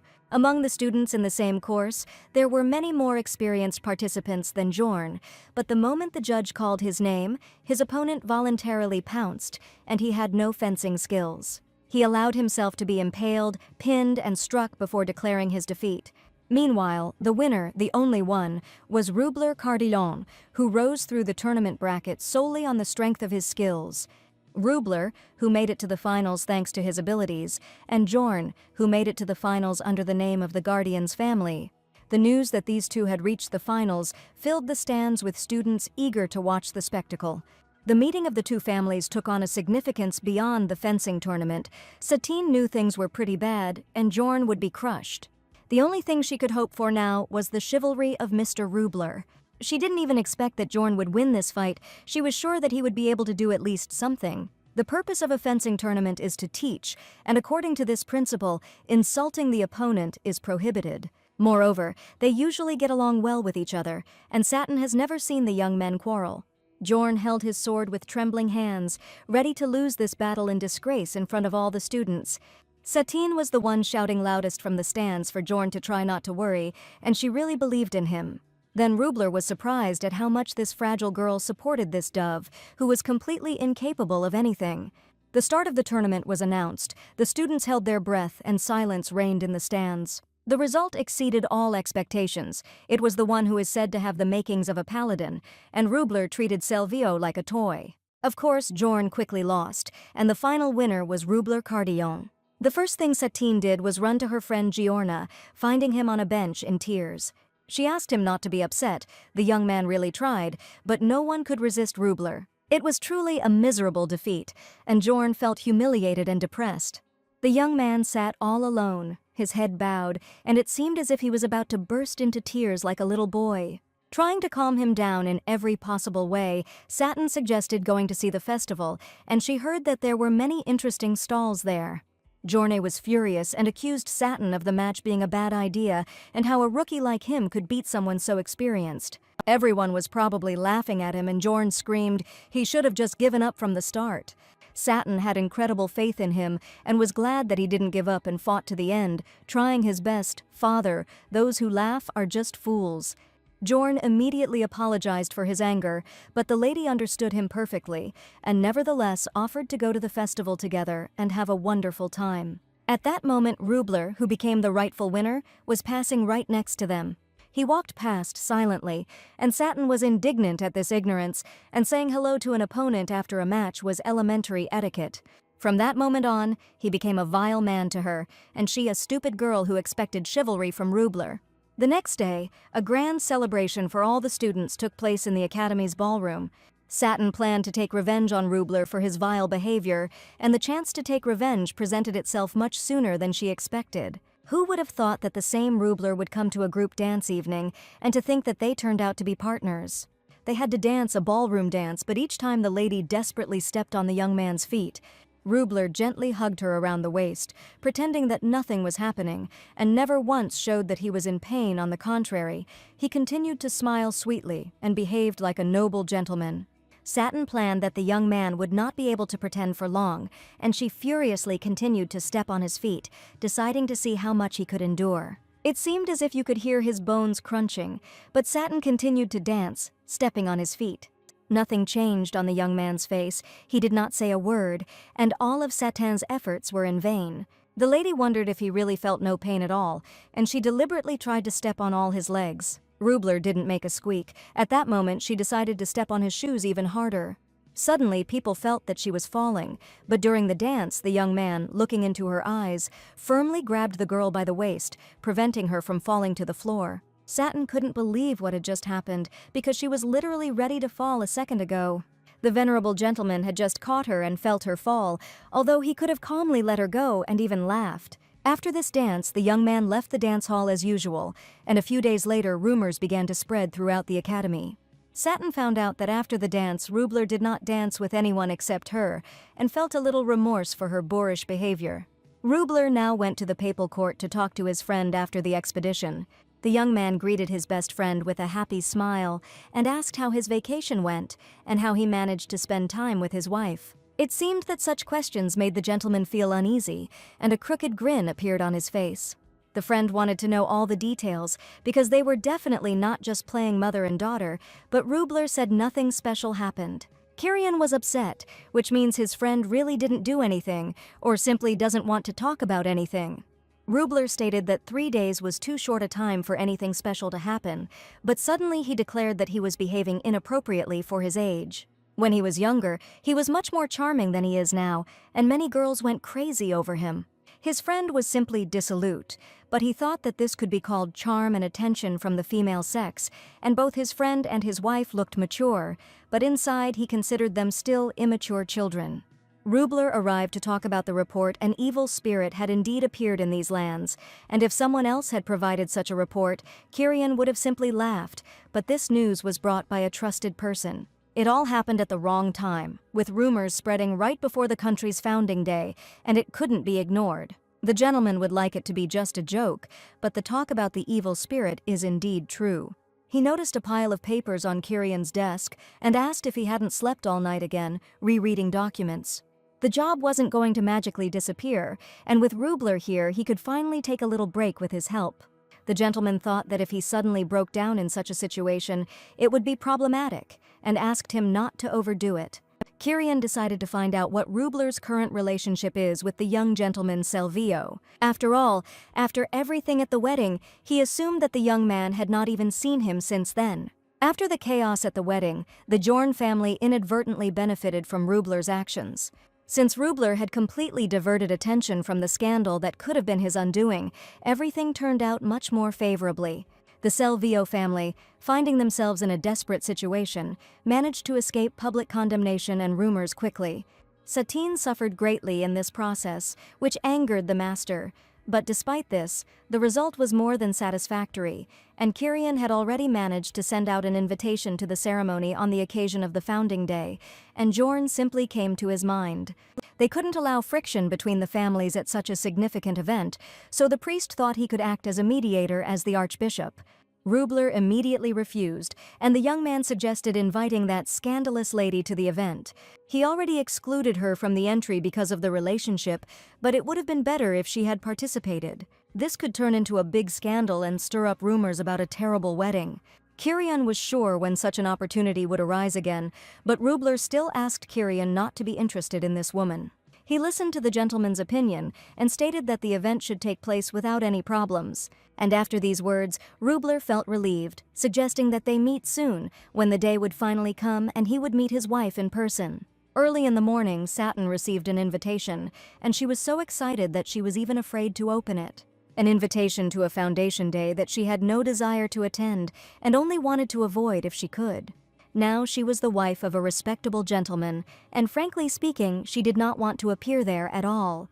The country's founding day, a ceremony in honor of the legend of the founding of the Caldebranca, where 5 holy relics appeared, is attended by the families of the guardians and high-ranking nobles, and the lady has never missed the annual event. This means that most of the guests who attended the wedding will gather there. And of course, the matter will definitely not be completed without Mr. Jorn, who is obliged to be present at the event. If Satin goes, he will inevitably run into himself, and then all 3 of them will end up in the same place.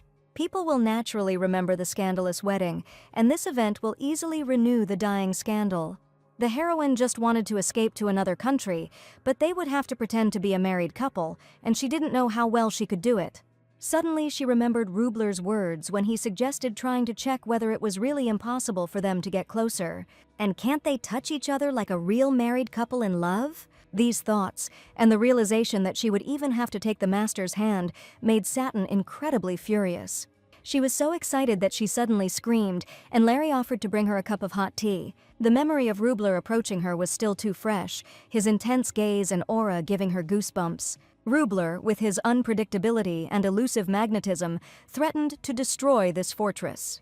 She had never seen him like this before.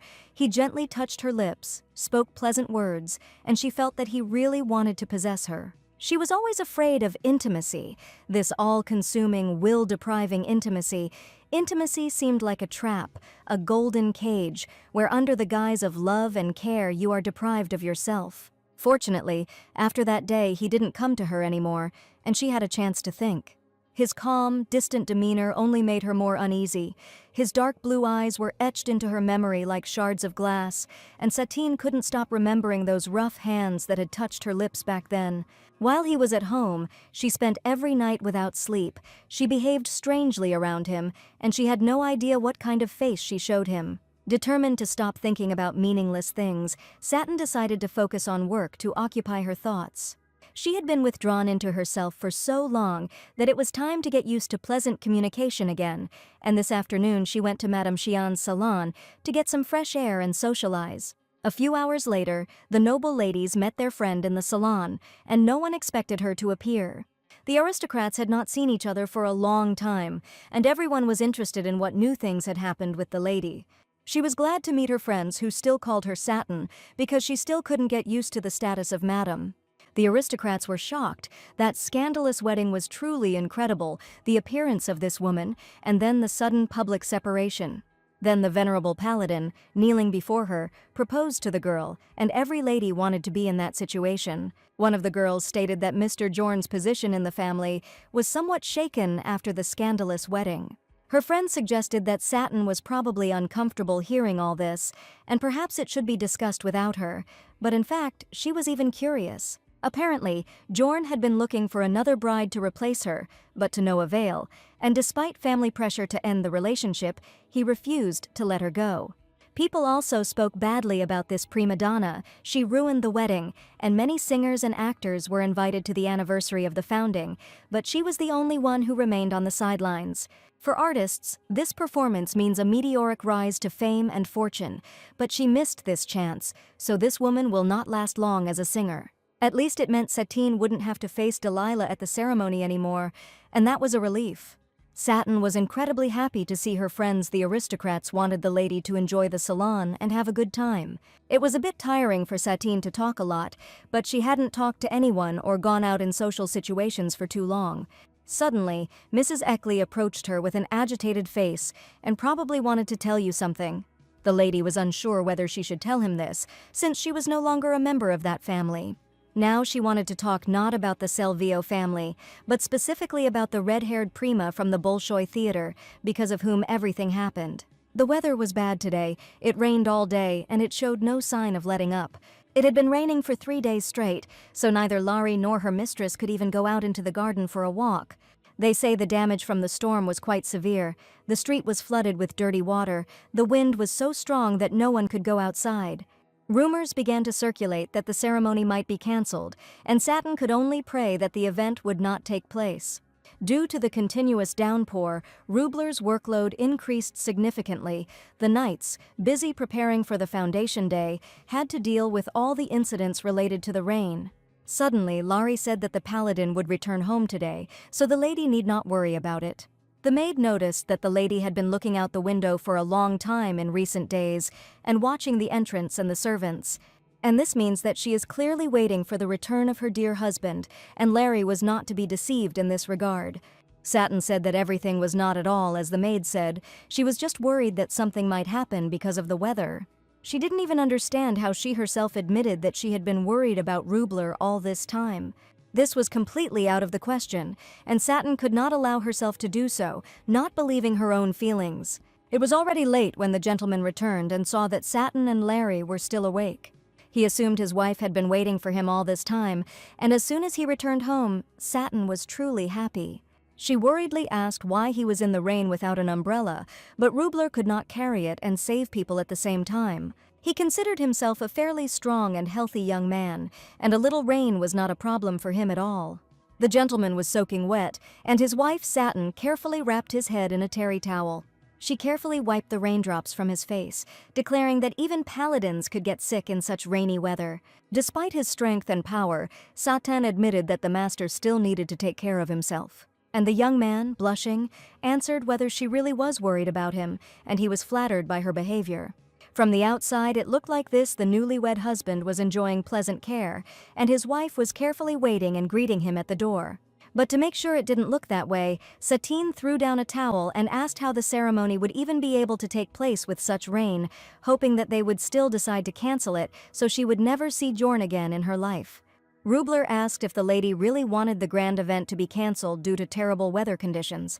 Of course, the heroine wanted this, and did not think that the gentleman found all this pleasant, but in fact he was looking forward to this day. She didn't understand how anyone could look forward to this day, because he knew perfectly well that Jorn would be there too, and everyone would be whispering about them again. The lady imagined what people might say if they saw them together after that scandalous wedding. The young man carefully took her hand in his and confessed that she must believe that she was no longer alone. He was looking forward to this event. It was their first public appearance as husband and wife, and he was proud to introduce her. He promised to be by Satin's side so that not a single glance would disturb her, and he wanted to give her the support she had dreamed of all her life. Therefore, Rubler asked his wife not to worry too much, but to simply trust him, because now she was safe. After a rainy night, many people in the empire were in serious trouble, and not a single carriage could pass, and the wheels were completely stuck in the mud. The two gentlemen discussed what to do. The carriage could not go any further, and they would have to walk, but neither of them wanted to walk along the muddy road. Assistants even suggested laying down a cloth and walking on it so that less dirt would end up on the clothes and shoes of high-ranking officials. The men began to quarrel, the carriage was tilted, and the cloth had to be laid out in such a way that everyone could walk on it. The first to exit the carriage was Mr. Giorn Selvio, as the most titled gentleman of all those present. Getting out of the carriage, the young man carefully offered his hand and asked the lady to be careful, as the mud made it very slippery even on the red carpet. A magnificent prima donna emerged in a luxurious, tight-fitting scarlet dress that accentuated her beautiful figure. Seeing the girl, people started whispering, "This is the same lady everyone is talking about. This is the woman who sang at that scandalous wedding. And how dare she show up here when she wasn't invited? She wasn't formally banned. She was simply not invited to sing. But given how precarious Mr. Jorn's position is now, it's unreasonable for her to behave this way." Again, Lady Delilah always did as she wanted and was completely indifferent to stupid prohibitions. This woman was so beautiful that she could drive any man crazy. That's what the aristocrats said about her. If she was Mr. Jorn's companion, the aristocrats would be outraged as to why they should walk on the same path that this commoner had soiled. The independent guest quickly became the center of discussion, and all the invited people only looked in the direction of this couple. A loud voice announced that everyone should immediately move out of the way, because the venerable Lord Paladin had arrived with his companion. The knights lined up, raising their swords high, expressing special respect and reverence to the arriving gentleman. Everyone was surprised when the holy knights arrived, and Jorn looked back and realized that the paladin himself was already here, and he definitely hadn't arrived alone. Lady Delilah turned to look at the arriving knights and knew this day was definitely going to be special. Seated on a black stallion, the gentleman rode, carefully holding the aria of his new beloved, whom he had stolen from that very wedding. The couple looked incredibly tender. Satin leaned her head on her husband's shoulder, who became her only support. But Mr. Jorn and his newly made mistress did not look so luxurious, and most likely they would not want to meet together. The black horse rushed past those present like a whirlwind, and for the first time since the wedding, Jorn saw the girl whose heart he had broken. The ladies were delighted. The gentleman was holding his wife in his arms like a loving couple from a fairy tale, and if they were still newlyweds, all these unpleasant rumors would finally disappear. Compared to this, the price of a moment of weakness now seemed too high, and the prima was well aware of this. It was definitely over with these two. Now the aristocrats saw their true love, and Satine was in safe hands. As soon as the gentleman arrived with his new wife, the sun began to shine, and it was even hard to believe that it had been pouring rain all these days. The guests saw them as the perfect married couple, and every touch of the master to his wife seemed so tender and loving. Some even noted that Satin picks out clothes for her husband, and they look incredibly cute when they look into each other's eyes. This was only from the outside, and in fact, Satin was right now scolding Rubler for driving so fast because she thought she would die of fear. They rode so fast that the girl pressed herself ever tighter against her master. She was usually learning horse riding, not how to survive on a galloping warhorse. The gentleman confessed that he would never have allowed her to fall, and all this time he held her tightly, and he himself was an excellent horseman. Satin declared that there was no need to show off like that anymore, and that should have been enough to show everyone how close they were now. Even though Jorn was not among these people, the heroine was sure that she would fortunately not see him today. People walked slowly into the palace hall, and Satine offered to walk slowly with them. Taking her husband's arm, she quickly walked forward, wanting to end all this as soon as possible. The palace premises were expensive and luxurious, and the heroine walked proudly across the marble floor, holding the arm of the most famous man of the empire. The gentleman noticed her agitation and asked if she was feeling well and if anything was bothering her. It was clear from her face that she was thinking about Jorn right now, but he asked her not to forget that the most wonderful man was next to her. Without hiding her emotions, Satine admitted that Jorn is just her old friend, so she is still a little worried, but she is definitely not worried about his new life. The young man laughed and considered this a ridiculous lie, while Satin tried to prove that she was not thinking about him at all. In any case, it's time for Rubler to stop acting like a brat and focus on the upcoming event. The lady's attention was drawn to a superb painting which depicted a sacred object divided into 5 parts, a fragment of a sword. The sacred relic of Cardillon looked about the same, and this puzzled the heroine a little.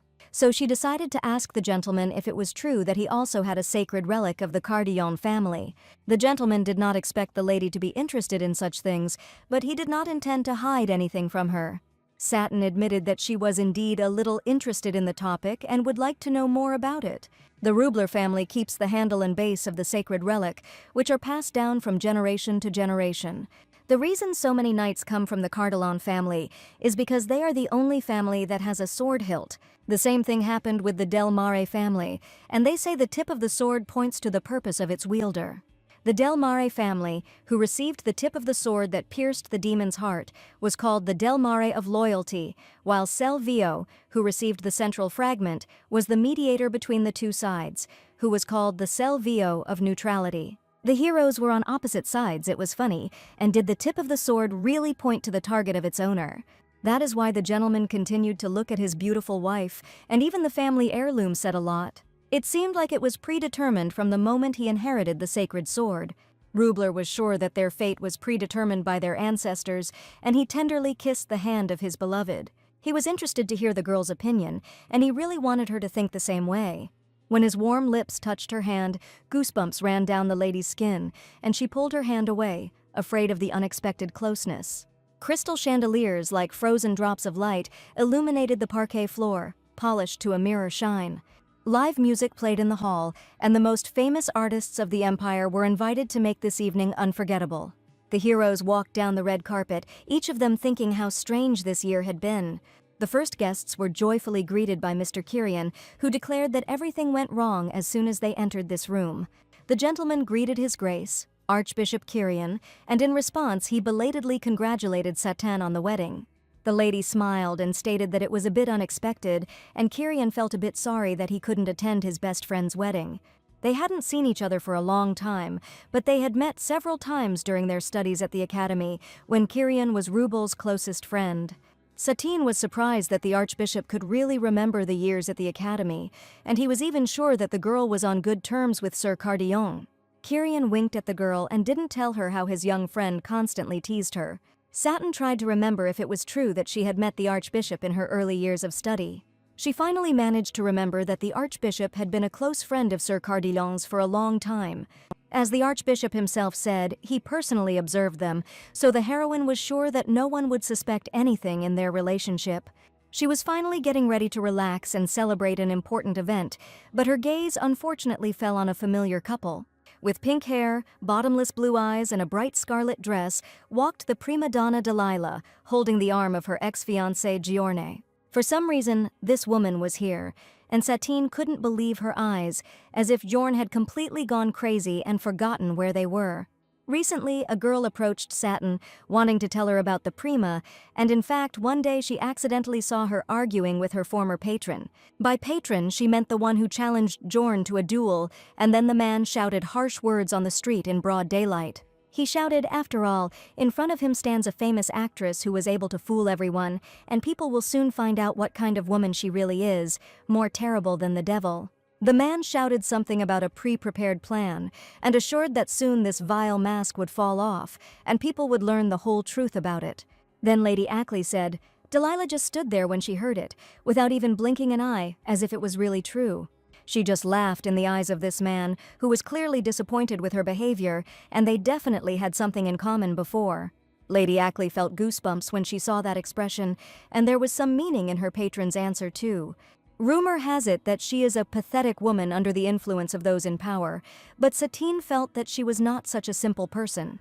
Lady Ackley warned the girl to be extremely careful with her, because the woman was not at all who she claimed to be. After she saw this sweet couple together, she felt a strong tension inside.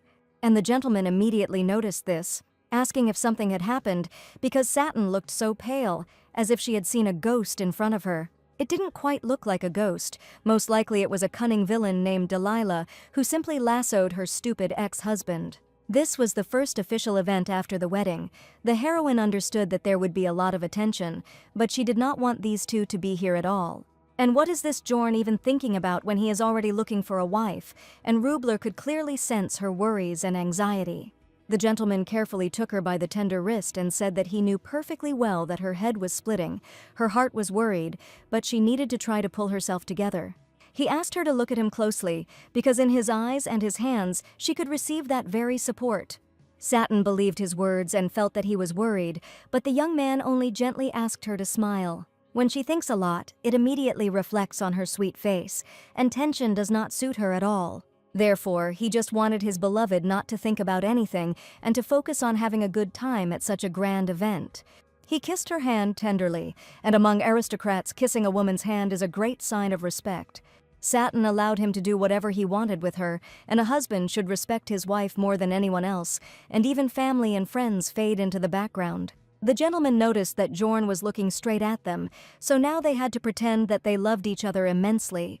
The lady was sure that Jorn had known her for more than 20 years, and he would immediately see through her cunning game and understand what was really going on. After Rubler's words, Satin really calmed down very quickly and no longer worried about what others would think. He suggested that she do it for real, to show the real, sincere feelings that connect them. All this time, Jorn was closely watching the girl he once missed, looking at me as an insidious villain. He couldn't take his eyes off her, and so many years couldn't just pass without leaving behind pleasant, warm memories. Delilah saw how Jorn couldn't take his eyes off his ex-girlfriend, but he insisted that he wasn't thinking about her at all. The insidious lady understood everything the young man constantly looked at Lady Satine, probably experiencing great melancholy. Jorn didn't show his true feelings, saying he was just curious about when the two had gotten so close, as they had never gotten along before. He remembered very well how Satin hated Rubel, and how he loved to tease her in childhood, and the little girl took everything very close to her heart. So it was understandable that she never liked him, but since their relationship was now over, it was perhaps funny that he said that. Jorn realized that he should pay attention to the new lady, and he knew that he was not particularly welcome here.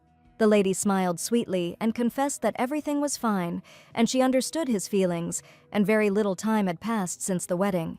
Throwing herself into the arms of the new young man, the villainess confessed that as long as he was nearby, nothing else mattered to her. Jorn was grateful that she always remained by his side and promised to protect her no matter what happened. He sincerely confessed his love to her and actually had real feelings for the cunning girl who was simply leading him by the nose. Unfortunately, Delilah had her own plans for the relationship, and it is unlikely that she saw Jorn as her future only husband. Among the aristocrats, there was a man who once begged the prima to become his faithful lover a year ago. Another one imposed his perverted tastes, asking to hit him at least once, but there was another one who was radically different from the rest.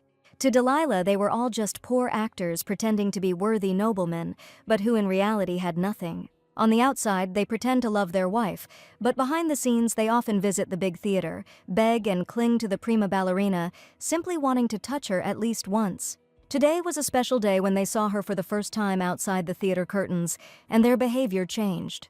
None of the men approached her anymore because she devotedly held the arm of her new lover. Sidelong glances were inevitable. Each of these men was captivated by the prima lady, and it was unlikely that any of them had forgotten her. At first, she thought they were pretending not to know her because they didn't want to become rivals with Jorn. While she was watching what was happening, she realized there was a reason, and it was Satine Del Mare's reason the men were ignoring the prima and simply didn't want to offend her. The only heir of the family, a young and elegant girl, and now she even has a husband from the honorable Cardillon family. And it is unlikely that anyone in this country would dare to insult her, but he made it clear to Yorna that the two had always been on bad terms. Delilah watched the paladin's behavior towards his wife, and it didn't seem like he was playing with her. In that brief moment when he was riding on his warhorse, he held his beloved tightly by the waist. Then the gentleman's gaze met the prima's gaze, and it was so cold that the lady was ready to sink through the ground. It was as if he had no interest in a woman like her, and the prima couldn't accept this, because she was sure that every man was ready to fall at her feet. She did not want to get Mr. Rubler, who had never looked in her direction in his life. And how can such a man play with such tenderness and devotion in his gaze, with such affection and care that he treats his wife? If their relationship was suspicious, the villainess was ready to do anything to ensure that the hated Satine would remain alone forever and never know what love is. She laughed sweetly, turning to Giorna, and confessed that it wasn't only people in love like them who kissed and basked in each other's arms. Prima wanted to increase the number of aces up her sleeve, but suddenly Giorna's parents arrived, and he decided to leave the lyre to say hello to them. She wished them a pleasant conversation, but still, no one would approach her at this banquet after what happened. There was another gentleman present whose attention she would like to gain, and this man was always close to Rubler. The only person in this room who doesn't need to worry about these two is Archbishop Kyrian. She thought she saw the young man glance at her while he was talking to the other aristocrats, and she definitely caught his interested look. He had just looked at the pink-haired lady, but their gaze must have simply crossed while he was looking around the banquet hall as the host. At that moment, while the prima was standing completely alone, a plump, short man approached her and asked if the lady had really appeared here alone. The man looked incredibly pathetic and sad, and before time when I didn't see his face. Since she had never encountered him in the theater, he probably lacked power or money, but it seemed he was trying to talk to her for some reason, and Delilah was surprised that he had the right to approach her. For her, he was a bit of a piece of trash that irritated her, so the lady declared that he had left immediately and that she already had a favorite companion. Suddenly, Satin approached them with the gentleman and greeted the man, who turned out to be His Excellency Archbishop Vitalis. It was very strange. Satin was incredibly polite with this man, whom the prima considered a pathetic fool. The short, plump man turned out to be an archbishop, a respectable gentleman who did not at all look like he had a high title. Satin asked if the archbishop was doing well, and they probably already knew each other, and she had great respect for this man. The lady stated that if she had known the cardinal would be present, she would have greeted him first and apologized for her behavior.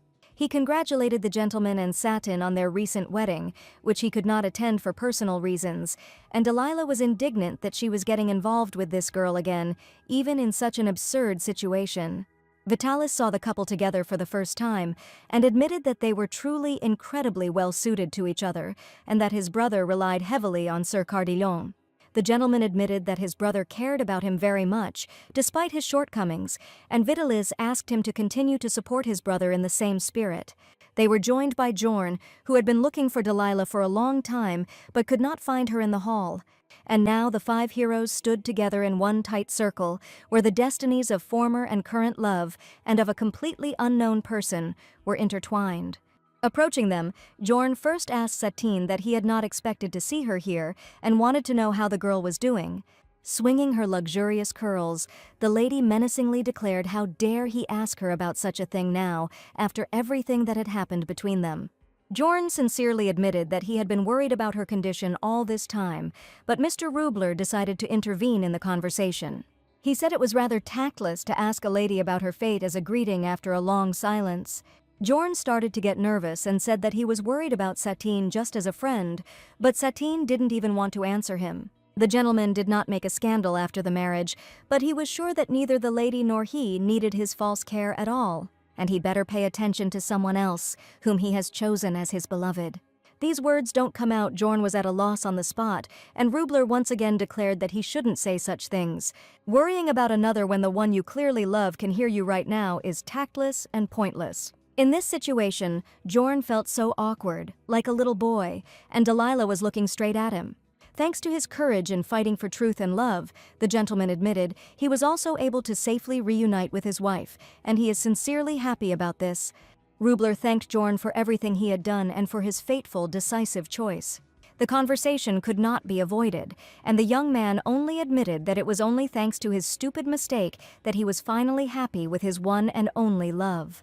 Jorn looked completely crushed, and it was impossible to tell from him that he had traded Satine for his only happiness.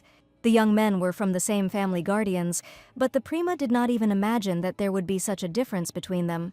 Those who pretend don't notice looking in their direction, and probably know the whole truth, but Jorn won't be able to defeat these two, Satine and Rubler, and the villain Delilah was once again convinced of her opinion, and more than anything else in the world she was sure of only one thing. Satin del Mare is not just some wildflower. She told her at the very beginning to find her if she needed sponsorship. Despite her refined appearance, she is a woman who is difficult to deal with. After all, it is thanks to the reliable family she was born into, and the prima was sure that if she was born into a guardian family, she would have such power too. Prima and Giorne could easily get married, and the lady could not stop filling her head with such nonsense, and her dreaminess made her a pathetic person. Delilah decided she needed to face the truth as soon as possible, and just in time Mr. Kyrian was approaching them. The gentleman, with the Archbishop's permission, decided to take his leave, and the latter asked him to convey his greetings to his dear brother, and was sure that he would be glad to hear from him. Rubler wished the gentleman a pleasant time at the banquet, and tenderly embracing his wife, prepared to celebrate the event. The stage turned out to be too empty, which turned out to be a huge problem, and the Archbishop had not originally planned for things to turn out this way. His friend promised to take this year's mistakes into account to make the next holiday perfect, and that's it. Something was missing here today. There was some nice music playing, but this year was the priority. There were still 30 minutes until His Holiness the Pope's speech, but they had no performances scheduled to fill the stage. Satin suggested that the orchestra play to buy some time, but the artists said they had played the entire repertoire that was planned. Kyrian started to get nervous, and if he repeated the same song, the guests would lose interest, and he didn't even know what to do in such a situation. Suddenly, a girl approached them and asked if 30 minutes would really be enough to fill the free time. It turned out that the prima had accidentally overheard their conversation, and if there weren't enough artists for the performance, she offered to entrust this matter to her. The lady came here as Mr. Bjorn's companion, but she was also a wonderful singer and could entertain the guests. Kyrian was grateful for the desire to help, but was not sure that the orchestra would be able to adjust without rehearsal. The lady offered to sing a song that everyone knew, and asked him to improvise as he wished. No one would pay much attention to the instrumental accompaniment, because the prima was sure that her voice would sound much louder. A solo performance by the prima sounded like the best solution to the problem that had arisen, and if not for the scandal, Kyrian would have gladly accepted this offer. There was absolutely no time for rehearsal, and he asked if the lady was ready to perform right now, but Mr. Rubler was against it. Satin asked me to worry about her. The event was much more important, and suggested trusting this girl this time. It worked. The main thing is that the prima was just waiting for her moment of glory, and now she will finally feel what she has been waiting for so long. All eyes were on her, the gorgeous lady standing on stage, ready to perform a solo act. Delilah's voice was truly magnificent, and as soon as she sang the first notes, all the guests froze in admiration. Their expressions changed as soon as the first words of the song sounded, and countless men looked straight at her, yearning to possess her. Among them stood the very man for whom everything had been arranged, Archbishop Kyrian, who had never before paid attention to her. The villain had a new place she wanted to reach, and she had already decided that she wanted to go to the very top. The prima filled the time with magnificent singing on stage, her beautiful voice echoing throughout the banquet hall and becoming the perfect rhythm that supported the atmosphere of the ceremony. Ironically, the uninvited guest became the praised performer of the day, and so the foundation day passed, and then she returned to everyday peaceful life. From that day on, Satin never encountered Jorn again, and there was another person who was bothering her, and Rubler immediately noticed it. She was still thinking about his Grace Vitalis, who had looked restless at that event. There were many people around Archbishop Kyrian, but despite the fact that he is also the successor, Archbishop Vitalis kept to himself during the banquet. The gentleman assured that there was a reason for this, since Kyrian was almost recognized as the next successor. There was no use in confusing people. The next dad will definitely be Kyrian, and everyone has already tacitly acknowledged this, and hasn't Satin noticed it yet. The successor had not yet been predicted, and Satin did not want to judge too early until there was an official announcement. They both should have equal rights to the position of Holy Father, but for some reason Kyrian stood much higher than a man of his own level. The heroine knew that Kyrian's abilities were head and shoulders above, and that over time they had already been proven to many people. Still, the fact that there are two successors to the Pope remains unchanged. People treat one of them as a shadow, which breaks the rules, and it was hard for the lady to watch. Rubler must have understood this too, but at the same time he remained complacent, and could he really have forgotten his duty as a member of the Guardian family because of personal connections? Satin looked upset and thoughtful. She was incredibly worried about this question, and she did not find answers to her doubts. The gentleman wanted to show his wife something, and she had no idea what it could be. He asked her to wait a little and promised to return to show her something interesting. A couple of minutes later, a box with the remains of a sword, the very same relic passed down from generation to generation, lay on the table in front of the girl.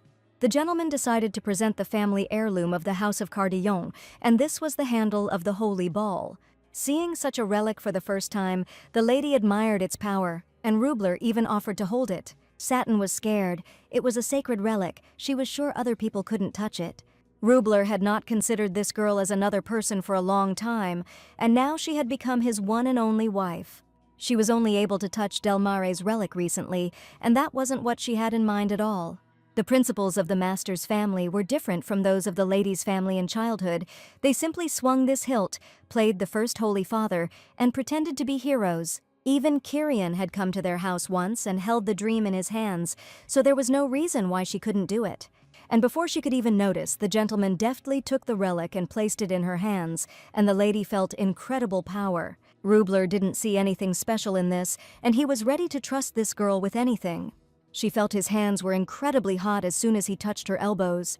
The master's hands were so big and warm, and Satin still couldn't get used to the fact that they could freely touch each other. His fingers moved slightly. The girl felt a little ticklish, but she felt great when she held the sacred relic.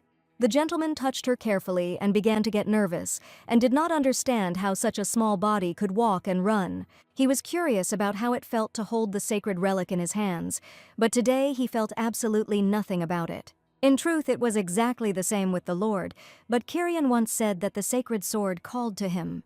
He had no idea how it happened, and at the time the gentleman simply brushed his friend off, considering his words ridiculous and absurd. Several generations ago, it was difficult to determine the successor through divine revelation. They collected holy relics and allowed everyone to touch them in turn, and in this way it was possible to determine who was the rightful heir. If it weren't for Kyrian, the master would have forgotten that story, but since someone actually received the call of the relic, it is difficult to take it lightly. Kyrian is the next successor, chosen by the sacred relics, and this is not an official prophecy, but rather something close to foresight. That's why Rubler treated his friend like he was the next in line to his father, and now it became clear to the heroine why he believed that Kyrian was the next successor. Satin was glad. This wasn't just a plan to nominate him for the post of Pope, just out of friendship, and for some reason now she felt relieved. Whatever Rubler's ulterior motives, it was important to her that she felt as if she expected something from him. Come to think of it, the girl had been thinking and worrying a lot lately, and Rubler noticed her tense face again. She had long wanted to ask the gentleman one question. No matter how stupid a person is, he will still see Rubler's deep respect and favor towards her. He chose her for one reason, because she keeps showing up and her heart is kind and sincere. In his eyes, no matter how many girls were circling around, there was only her. The one and only Satin, the love of his childhood. Even though she was engaged to the pathetic journey, the gentleman believed her and knew his answer would never change. When she was preparing to marry another, he still desperately wanted to possess her and be near her. And as soon as he saw the opportunity, he shamelessly took advantage of it and did not miss the chance to be with this girl. Rubler did not regret anything and confessed this to his wife, because for the first time he felt how strongly his heart was beating. Gently touching her face, he asked why she suddenly decided to ask such a question. In fact, he has liked her since her studies at the academy, since childhood, when she gave him that very sweet toffee. All his life, the gentleman wanted to live with the girl he loved, and that was precisely why he proposed to her, and he was incredibly happy that fate brought them together. Mr. Quirion was busy with important matters at the papal court when he received an unexpected visitor. Lady Prima Delilah greeted His Grace Archbishop Kyrian, but he was hardly expecting her visit today. The young man thanked the lady for her help. The ceremony ended smoothly this year, and he was ready to fulfill any of her requests. The Prima really helped brighten up that boring time during the ceremony, and now she could ask for anything she wanted. Delilah frankly admitted that she didn't need money or fame. She wanted something much more valuable, because that day she filled a huge gap. The lady had the audacity to sit down on the table in front of the young man and offered to fill his personal time this time. She remembered very well the eyes with which Kyrian had watched her performance that day, eyes filled with a desperate thirst for her. And she was absolutely sure how a man with such eyes could reject her now, when she was so close. The lady was not mistaken. As soon as she touched Kirian and decided to kiss him, he responded to her initiative with a passionate kiss. There was a knock at the door. A messenger sent by the paladin asked for an audience and said that he needed urgent permission from Kirian. The young man asked to convey that there was no need to obtain permission each time and provided complete control of the situation, expecting a report after the work was completed. The prima was sitting on his lap, and she wanted to know if Kirian would not even listen to the details, and apparently he trusted this man very much. Kirian admitted that Rubler is his longtime and most devoted friend, and he doesn't doubt him one bit. The lady should know this too. The weight that comes with the paladin's name, Rubler will be the most useful person to him when Kirian finally rules this side. Despite all the formalities, he simply had fun with him. This guy is a hopeless romantic who has been in love with the same girl for many years. The behavior she had seen from Rubler was not an act, and Kirian wanted to know why the lady had left the carriage empty that day. From that very day on, she and Kirian began to meet regularly, and their communication became closer and more passionate. Not afraid of anything, several times he even sent a message to the Selvio estate, inviting the lady to talk to him. Kirian sent the best carriage for her comfort, but the lady was a little uncomfortable when the young man continued to send carriages without warning. She admitted that Mr. Jorn was still stupid, but he was not blind and understood everything perfectly. That day, Jorn wondered why Kirian kept calling her, and even he, whom she considered a pigeon, showed surprising attentiveness. However, it worried him a lot. His mistress was called by another man, but then the lady asked him not to worry about anything. How Jorn first brought her here wasn't much different, using his status to take what belonged to another patron, and he's afraid the same will happen to him. Kirian suggested simply leaving Jorn, assuring him that the lady did not seem to care about his situation at all, since she had sent his carriage away over such a trifle. Looking tenderly into each other's eyes, he found it funny, considering this girl the most amazing, a bold woman who demanded his time, and Kirian acted so arrogantly that he had absolutely no parameters for it. Born into the family of a holy father, raised as an archbishop from birth, this man is confident and proud that he will one day become a successor, and it would be foolish to show stubbornness or pride in front of him. Now Jorn acts as if he gave her his heart, but she was nothing more than another lover, a woman floating with the current, never knowing when she would drown again. Even the position she reached at the very bottom meant nothing, and Delilah survived by bowing her head to those below her. No matter how much she groomed herself or honed her skills, if she was born without status, she would never reach the top, and that only meant one thing. Kirian hugged the lady tenderly, confessing that a friend had once told him that Delilah was the most dangerous woman. It was unclear what he meant, and whether there really wasn't a single man who could handle her, and perhaps he could agree with him on that. Even a man from a family of guardians couldn't cope with someone like her, and Kirian wanted to prove that the lady would one day give in, and he would be able to possess her completely. Delilah decided that if she had to live as someone's mistress, then let it be the ruler's mistress, and she would become the woman of an influential man in the country. She wanted to stand next to the one whom even Lady Satine herself bowed down to. What she could not achieve on her own, she would fill with what belonged to others. And the villainess dreamed of becoming the only woman who passed through both the keeper's family and the chief archbishop. The moon was incredibly huge that night, and Lady Satine stood on the balcony, breathing in the cool night air. Today she couldn't sleep at all. Thoughts were constantly spinning in her head. The answers to the questions troubling her mind turned out to be much simpler. The answer was so simple and clear that it even seemed somehow unfair. And Rubler, as it turned out, really loves her. Almost 3 months have passed since she started living with this man. She thought her life would be terrible with a man who had hated her since childhood. It wasn't as unbearable as the lady had supposed, but sometimes the sudden reduction in distance was awkward.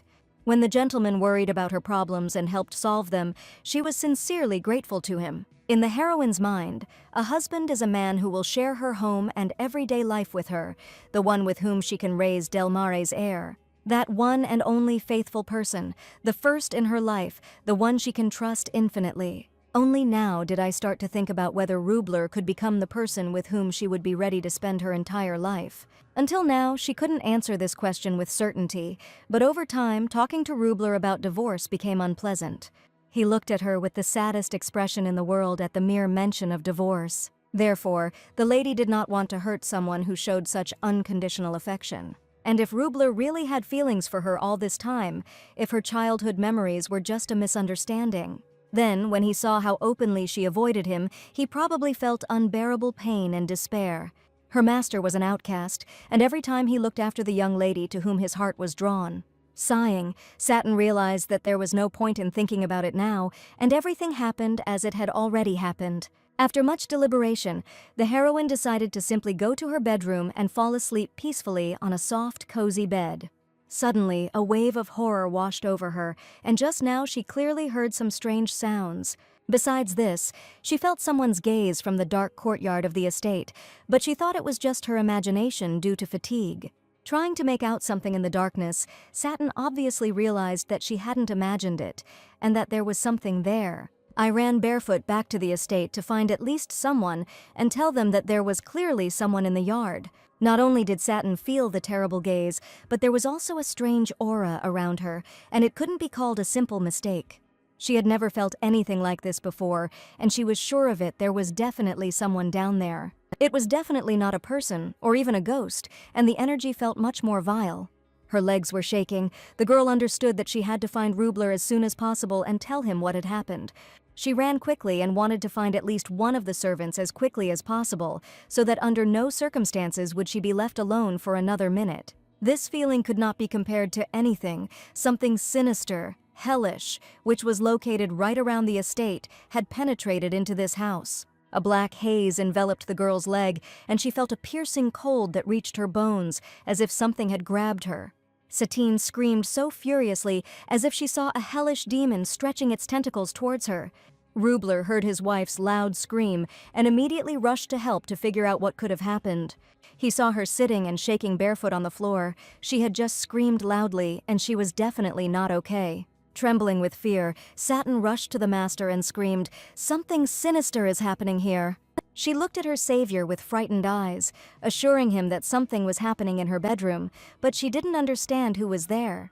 The gentleman looked at the girl's bedroom door, but did not see anyone, but she could not deceive him at all. All the servants came running to the screams, worried about my lady, and the master ordered them to go in and inspect the girl's bedroom, because she insisted that there was something there. Even more frightened, she screamed for no one to enter her bedroom, as it could be dangerous there. Everyone was incredibly worried about her behavior, but Laurie looked around the bedroom and admitted that there was absolutely nothing here, and perhaps my lady was imagining things.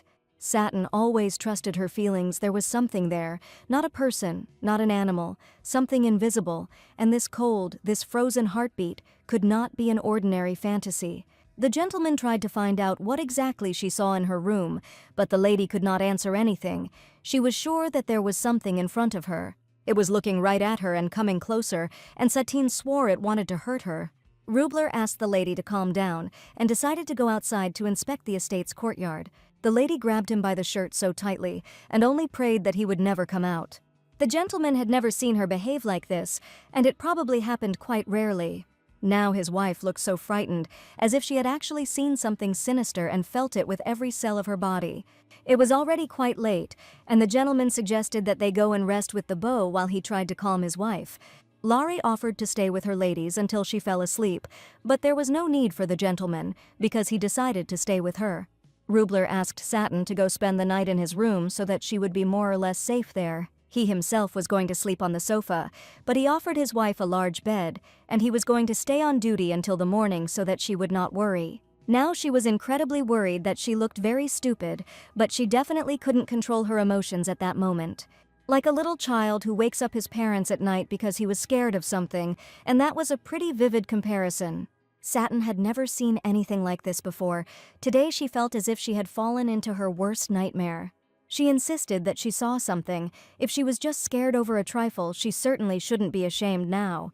The gentleman admitted that if someone were to threaten her, he would prefer that she make mistakes 10 or 100 times in a row. The most important thing is that she is completely safe now. He is next to her, and everything is fine. Suddenly, the heroine felt that she had heard these words before, but now they sounded different, and before he came running, she was in complete horror. It seemed that her heart would burst from fear. And as soon as she saw his face, she quickly calmed down and was incredibly happy to see him again. Her body was still shaking from the terrible tremors. The girl just wanted a healing bed and to finally fall asleep after this horror.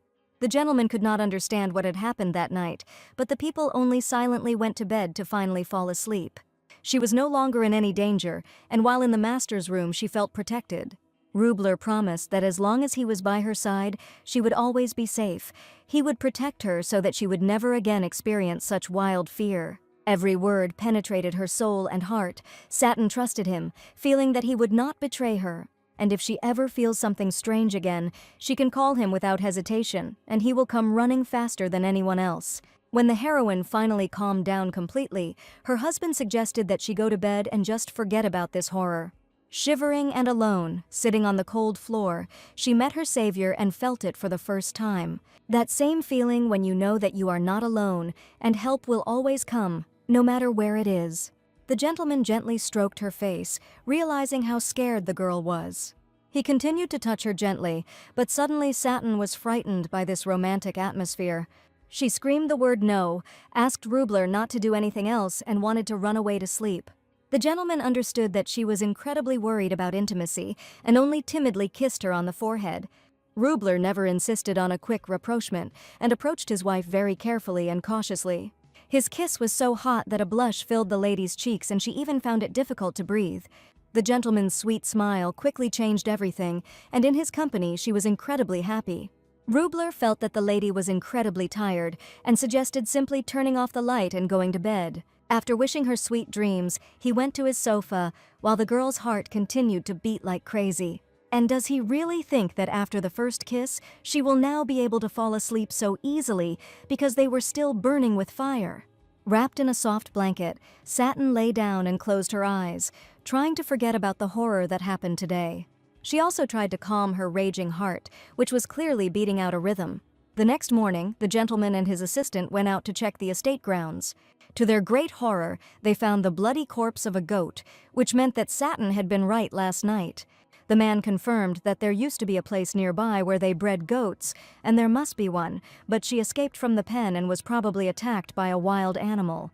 The young man was sure that if there had been a wild animal there, Satin would have understood strangely. The kid's body only had bite marks, which reminded him of the unexplained deaths of animals. If what she felt with this was a spirit, if it was approaching her, was near her room, then Satin could end up like this kid. The paladin ordered not to leave the lady alone for a minute until he returned from work, and to split into groups of at least 3 people. Something sinister was clearly going on here, and Satin could have ended up in the clutches of a devilish beast last night. Clutching the weapon's handle tightly, the gentleman understood that this was definitely not a wild animal. He suggested acting quickly before something worse happened, and before someone else became a victim. When Satin woke up, she saw a strange ceiling, and did not immediately understand where she was and how long she had slept. Rubler was in the room. He saw that the girl had woken up, and he himself was in a hurry to go somewhere. The young man warned her that she shouldn't be alone yet because of what happened last night.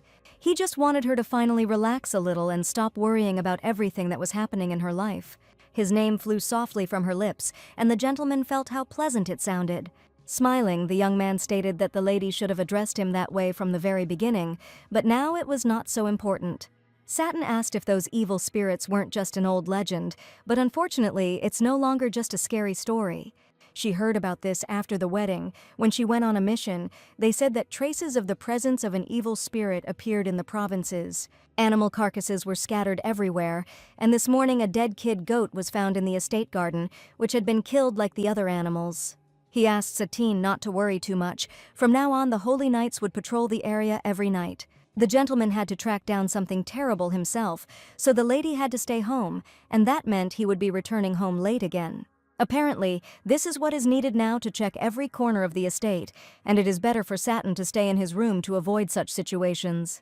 She might feel uncomfortable staying in his room, but the lady admitted that she did not feel any discomfort at all. After all, the gentleman himself made it clear that he would protect her at any time, and with him by her side, it was the safest decision for her. Hearing this, Rubler smiled sweetly, realizing that the girl had finally begun to trust him completely. It was about an evil spirit that could hardly be slain with a sword, and Satine simply wanted her husband to be careful. He even asked her to repeat these words again, hearing for the first time how sincerely she worried about him. The lady asked if the gentleman had suddenly become hard of hearing, since he was asking her to say the same thing several times. For him, these words sounded like balm for the soul, incredibly pleasant, and the warmth spread throughout his entire body. That evening, the servants watched the proceedings, and everyone had to make sure that all the doors were locked. As the owner of this house, Satin ordered that all the windows be closed and that the curtains not be opened under any circumstances, no matter what happened. She could still believe in a beast, but it was very difficult to believe in an evil spirit, and could such a thing really exist? Laurie thought that demons and evil spirits were just old tales, but if the gentleman himself said so, it was true, and he was not the kind of person to joke about such things. Satin asked the maid to be careful. Rubler said they should be on guard until they caught the evil spirit. For some reason, Laurie smiled very sweetly. She also blushed, and she looked at her mistress in a strange way. The girl admitted that she seemed to feel much more comfortable with the master paladin, and they finally got along. The maid was happy. She knew they would be with each other, and as soon as Satine had time, the heart of their love would blossom like a spring flower. In Larry's imagination, they looked like a couple in love, where the wife greeted her husband with care, giving him her warmth, and he reciprocated. The mistress asked me to stop imagining such nonsense, but the maid was already flying somewhere in the clouds. I imagine how they were passionately embracing. Satin asked Larry to lock all the rooms, and the maid even checked her bedroom herself. But no one expected that the next second there would be a terrible roar, similar to hellish sounds from the dungeon. The sound was unlike any animal roar they had heard before. It seemed to be coming from outside, and no one knew what it was. The lady went down to the servants' living room, asking if they had also heard the terrible noise. The cook was completely at a loss. It was a terrible howl, and many people got goosebumps from the sound alone. In full readiness, the lady understood that the gentleman was not around today, and it seemed that something was wrong here. It was not a hallucination at all, this terrible, piercing scream that all the servants heard. And it became obvious to the lady that an evil spirit had appeared outside the estate and was very close. The last time it appeared, it didn't make that sound, and the heroes didn't know what it was, so they couldn't say for sure that it wasn't a hellish spirit. The servants were terrified. The mistress had to calm them down, but going outside or opening the doors could be even more dangerous. Suddenly, one young man said that it sounded like a horse crying, and for some reason he didn't think that it was about anything more sinister. His words may have sounded strange, but he had heard horses make a similar sound before, but no one could believe that animals could howl like that. A brave servant decided to go to the estate's garden to check if the horses had run out of hay. He ran to the door, but Satin understood that a horse couldn't make such a strange sound, and this guy named Deben probably hadn't kept a proper eye on the stables and scared everyone because of it. The servants were incredibly scared. None of them wanted to go outside, but Deben, as if nothing had happened, decided to check everything himself. The lady turned to one man, who looked extremely pale, and confirmed that something was definitely wrong. When he checked the stables this evening, everything was in perfect order, the horses were calm, and there was plenty of hay and water. Therefore, he was sure that horses had no reason to howl like that, and the pain from it could not be compared to the cry of an animal. In fact, the servants were simply trying to calm down, and were confident that if Deben simply checked and returned immediately, then everything would be fine. The stables were located right next to the main gate, and the lady was well aware of this. If everything is fine and there is enough water and food, then why hasn't Deben returned yet, since quite a lot of time has passed since he left? Everyone waited impatiently and with bated breath for the servant to return. Minutes passed, but he never came. The stables could have been checked in just a few minutes, but the door to the estate was still closed, and the young man was nowhere to be seen. Suddenly, a new sound was heard, which was radically different from the previous one, and the frightened heroes could not find their place. Satin was becoming more and more afraid with every second, but she understood that she had to take responsibility as the mistress of this house. She confidently walked towards the door, and it was she who had to open the door and check what was going on outside. Deben was still outside the estate doors, and the lady sternly declared that she was obliged to bring him back. Her heart was pounding wildly. She decided to just at least look through the crack of the door, trying to see something in the darkness. Just yesterday, she had encountered these sensations, which she still felt as if it had just happened. Not long ago, when she first came face to face with an evil spirit, she realized too late why she had not noticed it earlier. Who would have thought that such a creature could be found here, which tightly bound Mr. Deben, who went out to check the stables? Loud screams grew louder. A dark, gloomy aura gripped the young man who found himself alone with the hellish evil spirit. He couldn't even scream. His life was in danger right now, so the heroine bravely decided to save him. Her legs wouldn't obey her at all. She needed to run as fast as possible, but Satin couldn't help herself. She sat looking through the small crack and realized that her body was not moving at all. Everyone heard strange sounds coming from the yard, and no one knew what was going on there. Probably the evil spirit that the mistress spoke of, and none of the servants had any idea what they should do now, or whether they were safe inside. Everyone understood that they had to save Dibon, but as Satine saw, people were in incredible panic. It was not without reason that the heroes were horrified. This was the first time they had encountered such a phenomenon. While the master was absent, the lady felt she had to gather her courage and protect the estate, as well as the people dear to her. Satin screamed for a candle to be brought immediately, and now they would all set off together to save their dear friend. A spark of determination flashed in the lady's eyes. She knew she had to protect these people who had become like family to her. The butler brought a candle and asked what they should do next. Satin asked to throw the candle into the yard and see if her plan would work. With all their might, they threw the lit candle straight into the yard, while the evil spirit slowly consumed their dear friend. To everyone's surprise, it actually worked.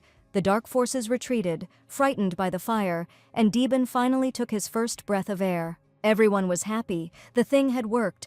Everything had worked quite effectively and quickly, and people started shouting for the young man to come back quickly. But only Satine understood that this was a terrible decision, and he should not come here under any circumstances. A dark, evil spirit was heading straight here. She shouted loudly to close all the doors now, before something sinister penetrated inside the estate. She ordered all the doors to be locked to prevent it from entering, and the butler and other servants held the door handles tightly. The evil spirit saw the heroes and attacked the young man without hesitation, but for some reason let the Dibon go, probably to attract more people. The lady tried to understand how the dark force, which was trying in every possible way to penetrate inside, intended to act. Suddenly she remembered the gentleman's words, who reminded her of what they had been taught before at the academy. Demons lurk in the shadows when someone is off guard, and this is likely a hint on how to deal with that demon or evil spirit. I didn't even think I'd be able to remember this, but Rubler's words turned out to be the key to the solution. Demons hide in the shadows, which means they don't like light. This evil spirit also previously bent its body to avoid the light from the candle. Then the only way to defeat the evil spirit is to light a strong bright light or flame of fire, which can scare it away. There was complete silence in the living room, and Satin felt an evil spirit approaching because the door was still ajar.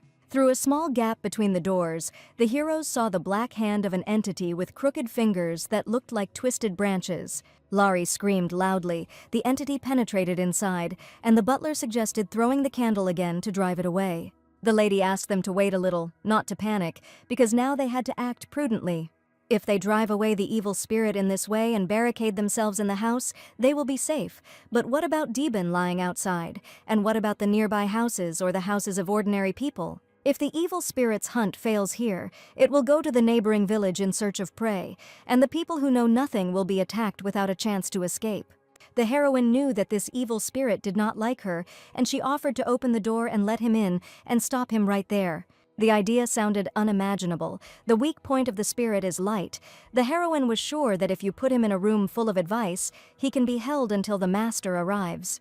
The maid wasn't sure if they had enough light to brightly illuminate the mansion, but Satin had an interesting idea and touched the painting, which had oil paint in it. The heroes decided to collect as many torches and candles as possible.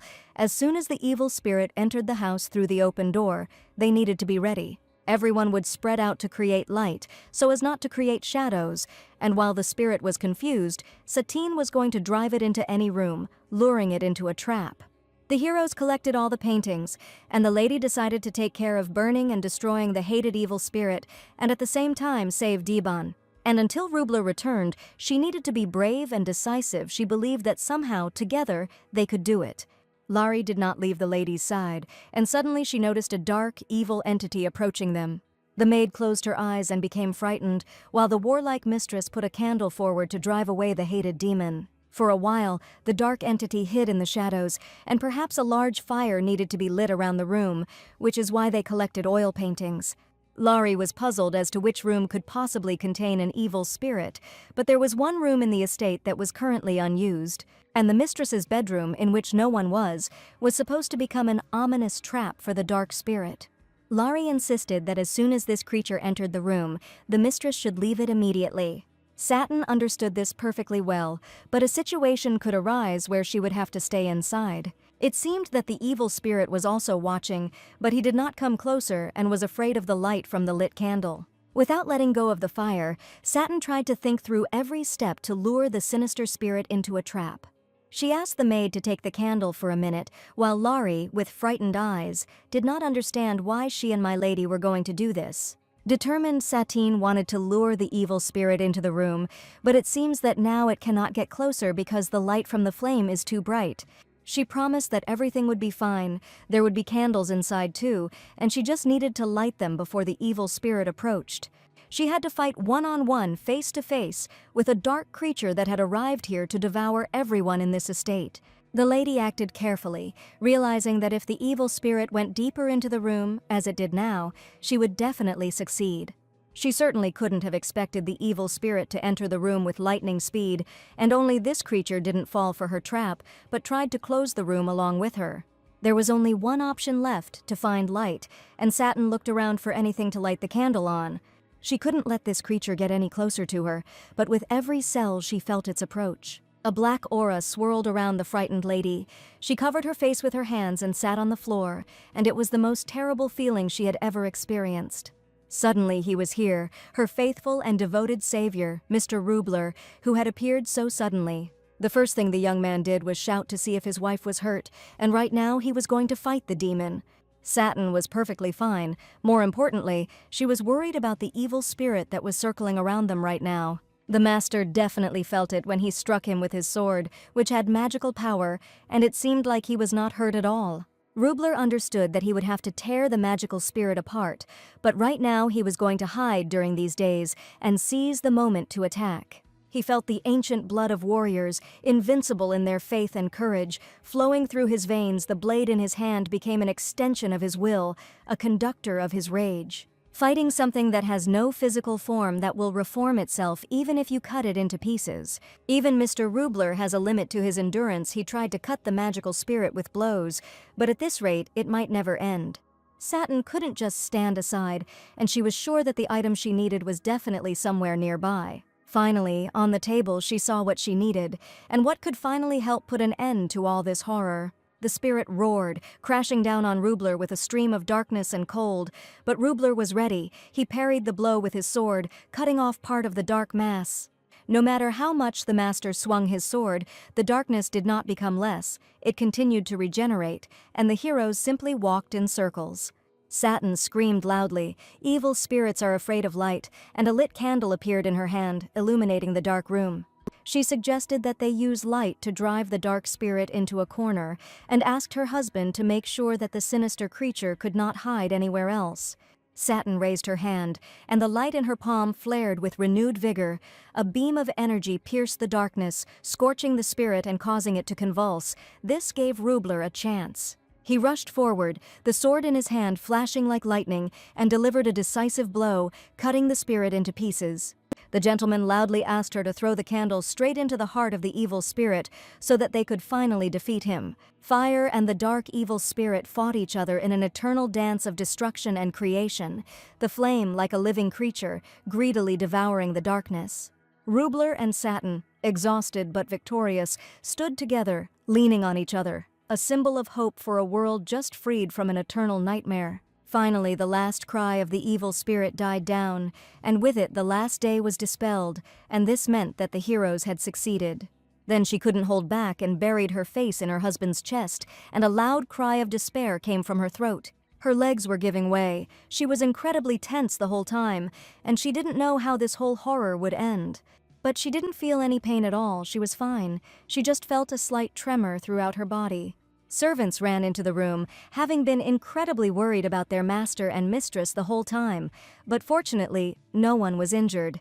Larry was crying. She was afraid that something terrible had happened, and fortunately, the first rays of the sun had already risen. Surrounded by weeping servants, Satine looked out the window at the rising sun and felt relief, and it was the end of a night that was worse than any nightmare. Everyone could breathe a sigh of relief and relax. The evil spirit was defeated, and the lady's first thing she wanted to do was take a hot bath to cleanse herself. She wasn't sure if it could be called luck, but one thing could be said. Fortunately, Dibon's body was not harmed.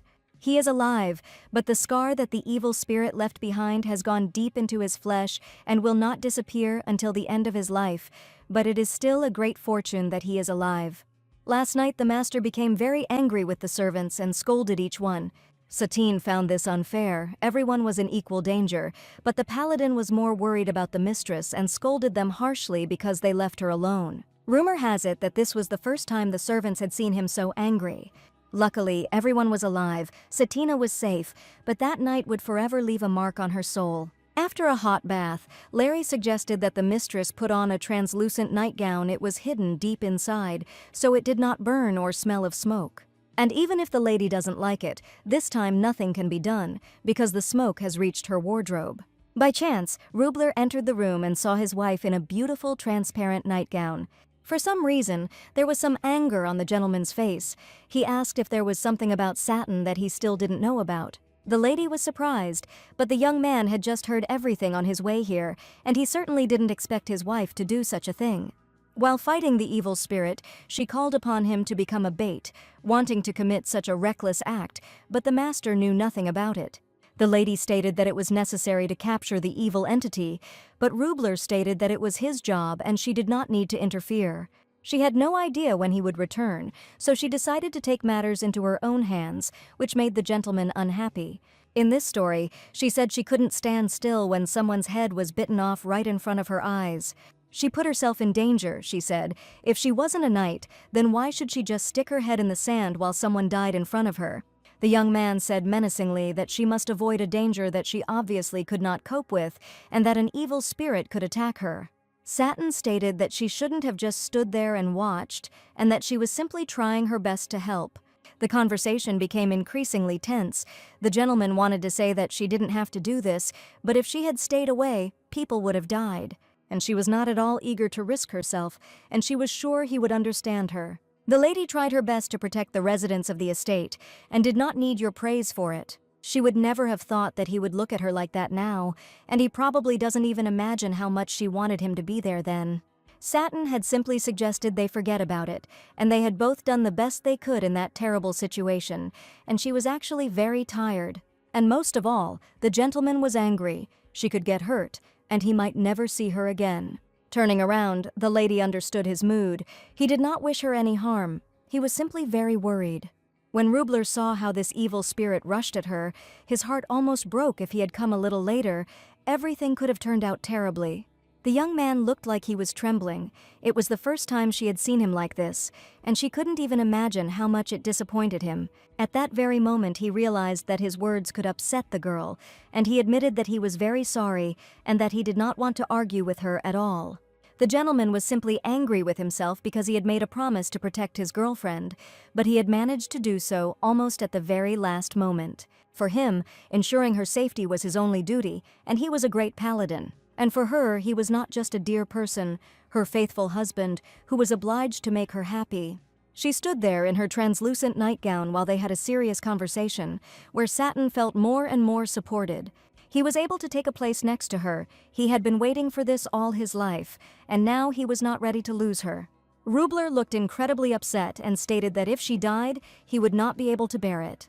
To be honest, she admitted it. She really was reckless, and as he said, she was not a great warrior at all. But if she hid out of fear, what would happen to the people of the estate and the neighbors in the villages because they are obliged to protect them?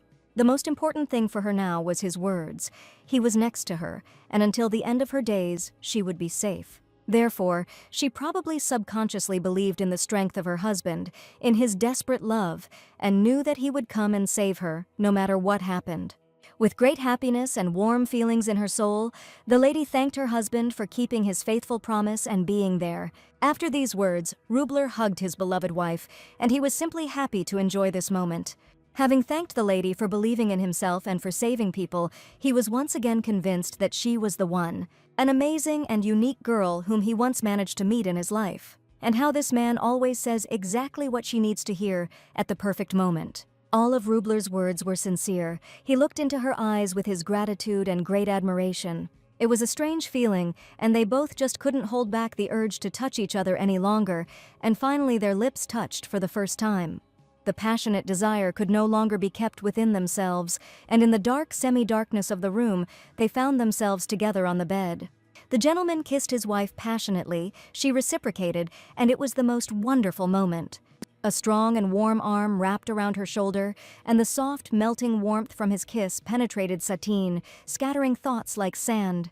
The deeper she sank into her kiss, the more the world slipped from under her feet. She could do it, and she looked at the beautiful moment of their bodies not as a marital duty. There was only one thing on her mind now. It was just wonderful that one day he showed up and ruined her wedding.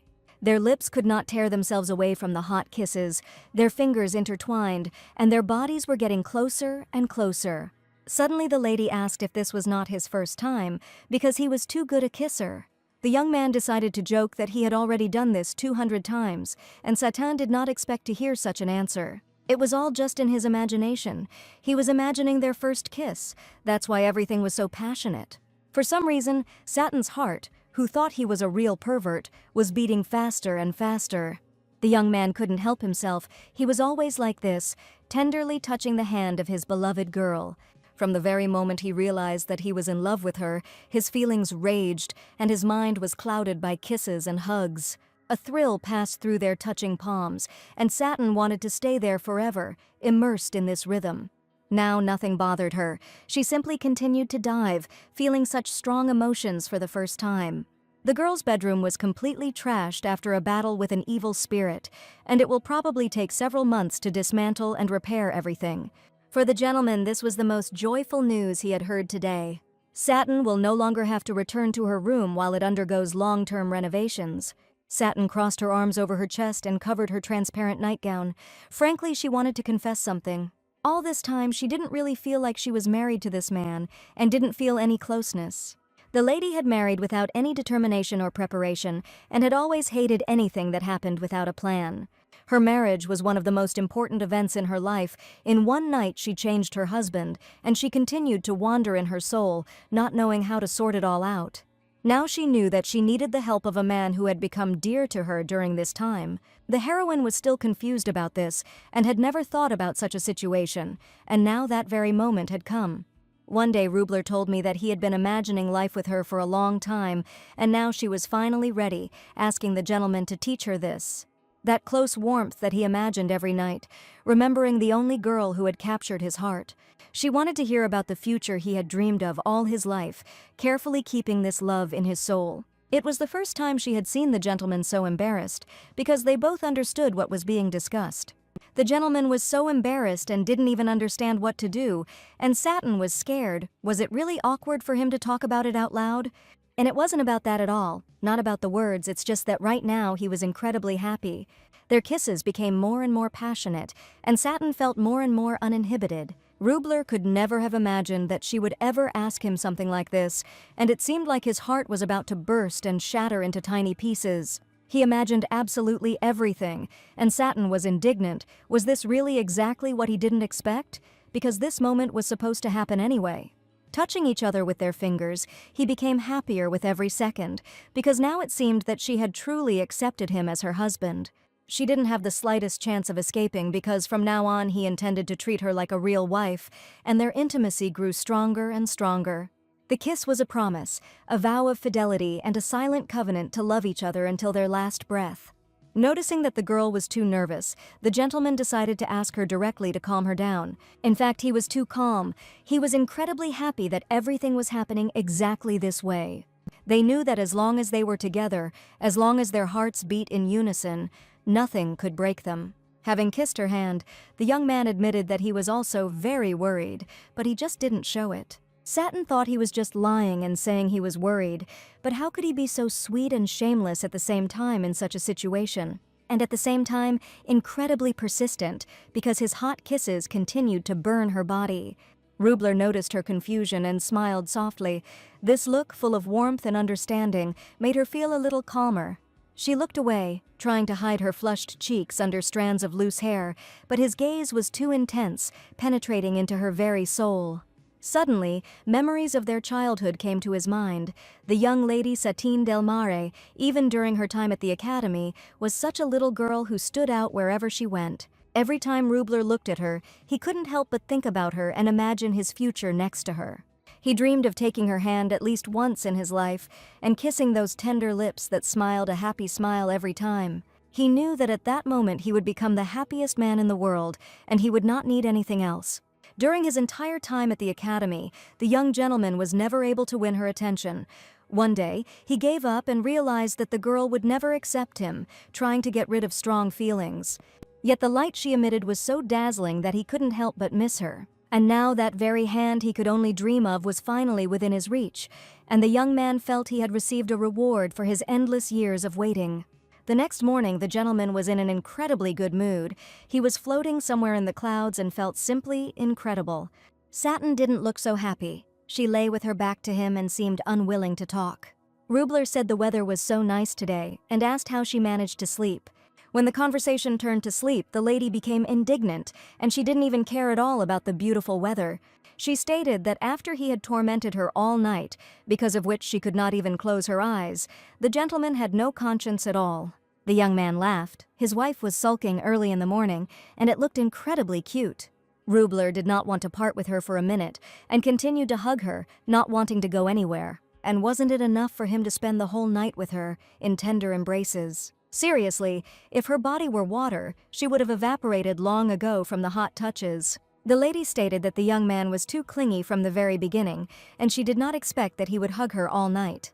Satin was a little indignant, and even yesterday he couldn't stop kissing her. And as soon as she remembered last night, her cheeks burned like fire, and her body trembled from the first night spent together. Satin became even more embarrassed, admitting that he was too persistent, and in any case she needed to wait a little. It was her first time, and she asked him not to take her words to heart, so as not to upset her husband. The gentleman was inclined to concentrate only on what he liked, and if he had such a passion for studying, he would definitely have graduated from the academy with honors. Yet last night he definitely realized that he had discovered another incredible talent within himself. The wall between them collapsed. Satine felt vulnerable, and the young man gently suggested that she explore a little more. Every kiss was a confession, an apology, gratitude, hope, everything that they had not had time to say to each other over the years. Satin responded to his kisses with her eyes closed, letting the feelings overwhelm her. A voice was heard behind the door the gentleman needed to get ready. He angrily told the assistant to shut up, because his mood had only just begun to improve. Satin asked him to try not to do this in broad daylight, since servants often pass by his room. For some reason, the gentleman looked at her very strangely, and she immediately recognized this animalistic gaze. The young man confessed that he was simply thinking about how he could please his white and fluffy wife today, but at that moment, a pillow flew at him. Wrapped in a blanket, the lady suggested that he simply go to work, and that he had long awaited business. The matter with the evil spirit was not yet finished. It was necessary to report to His Excellency, and the wife only asked not to be late. As he said goodbye, he asked his beloved to sleep a little longer while he was gone, while his lips slid over her cheeks, forehead, neck, leaving behind a slight tremor, promising to return soon. Rubler arrived to Kirian to report that Satin had caught an evil spirit that had not been mentioned recently. An evil spirit was wandering around the estate, and the lady took care of it while the gentleman was away on patrol. To be honest, when he said that he would strengthen security because of the evil spirit, Kirian thought that he was half joking, and then the Archbishop agreed without asking questions. Kirian explained it this way: the master asked for it, and he believed that he must have a good reason for it. Rubler began to doubt whether it was really normal for the Archbishop to take things so lightly. He didn't know whether he should be grateful for this or angry at his best friend for such frivolity.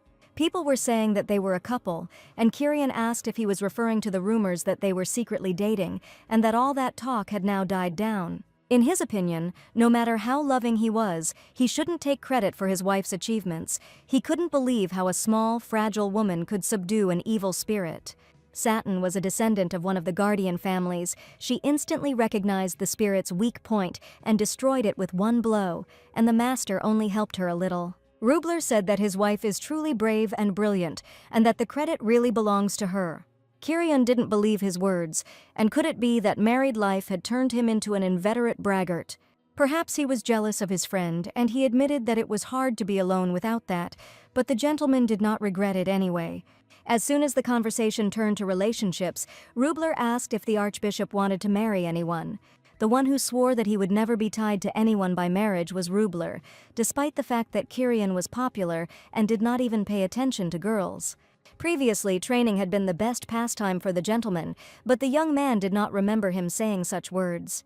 The Archbishop sighed and admitted that, frankly speaking, he thought that he would be the only one who would forever receive it on the occasion of marriage. He was sure that his friend had changed a lot, but he denied everything, and he was not at all against family ties from the very beginning. It was just that while others wanted to spend time with her, he only yearned for one person who never looked his way. And this person was a little girl, kind and sympathetic, who always helped others. The Archbishop noticed that his friend seemed happier lately, and before they both ignored the very idea of marriage, but now everything was different. Since Rubler got married, he goes home every evening, and his friend remains here alone, and the gentleman suggested that he stop being lonely and start his own family. Ordinary noble houses worry about their heirs, not to mention those for whom the Holy See is at stake. In fact, Kirian did not think so, and even His Holiness the Pope did not say anything about such a thing. He asked what marriage was like. Maybe it was a stupid question, but the gentleman said that marriage is just wonderful. Once Kirian experiences this for himself, he will understand how his friend feels if he decides to get married. The Archbishop asked not to leave him in limbo and to tell him what he really wanted to convey to him. Kirian's colorful personal life is well known, but he is a man who understands the responsibility that comes with his position in society, and he is not one of those who makes scandals after the wedding, and only carries out his sacred work responsibly.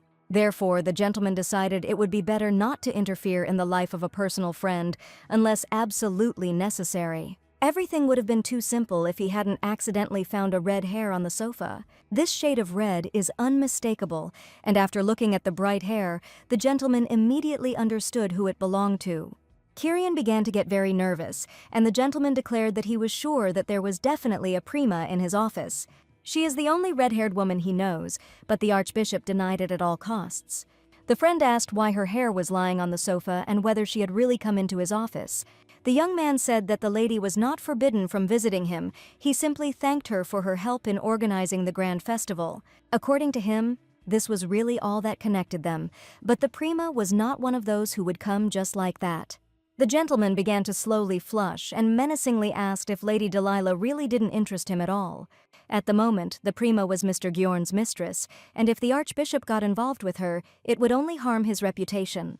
The friend simply asked Rubler to do him a favor and stop being nosy, stating that there was nothing between him and Delilah.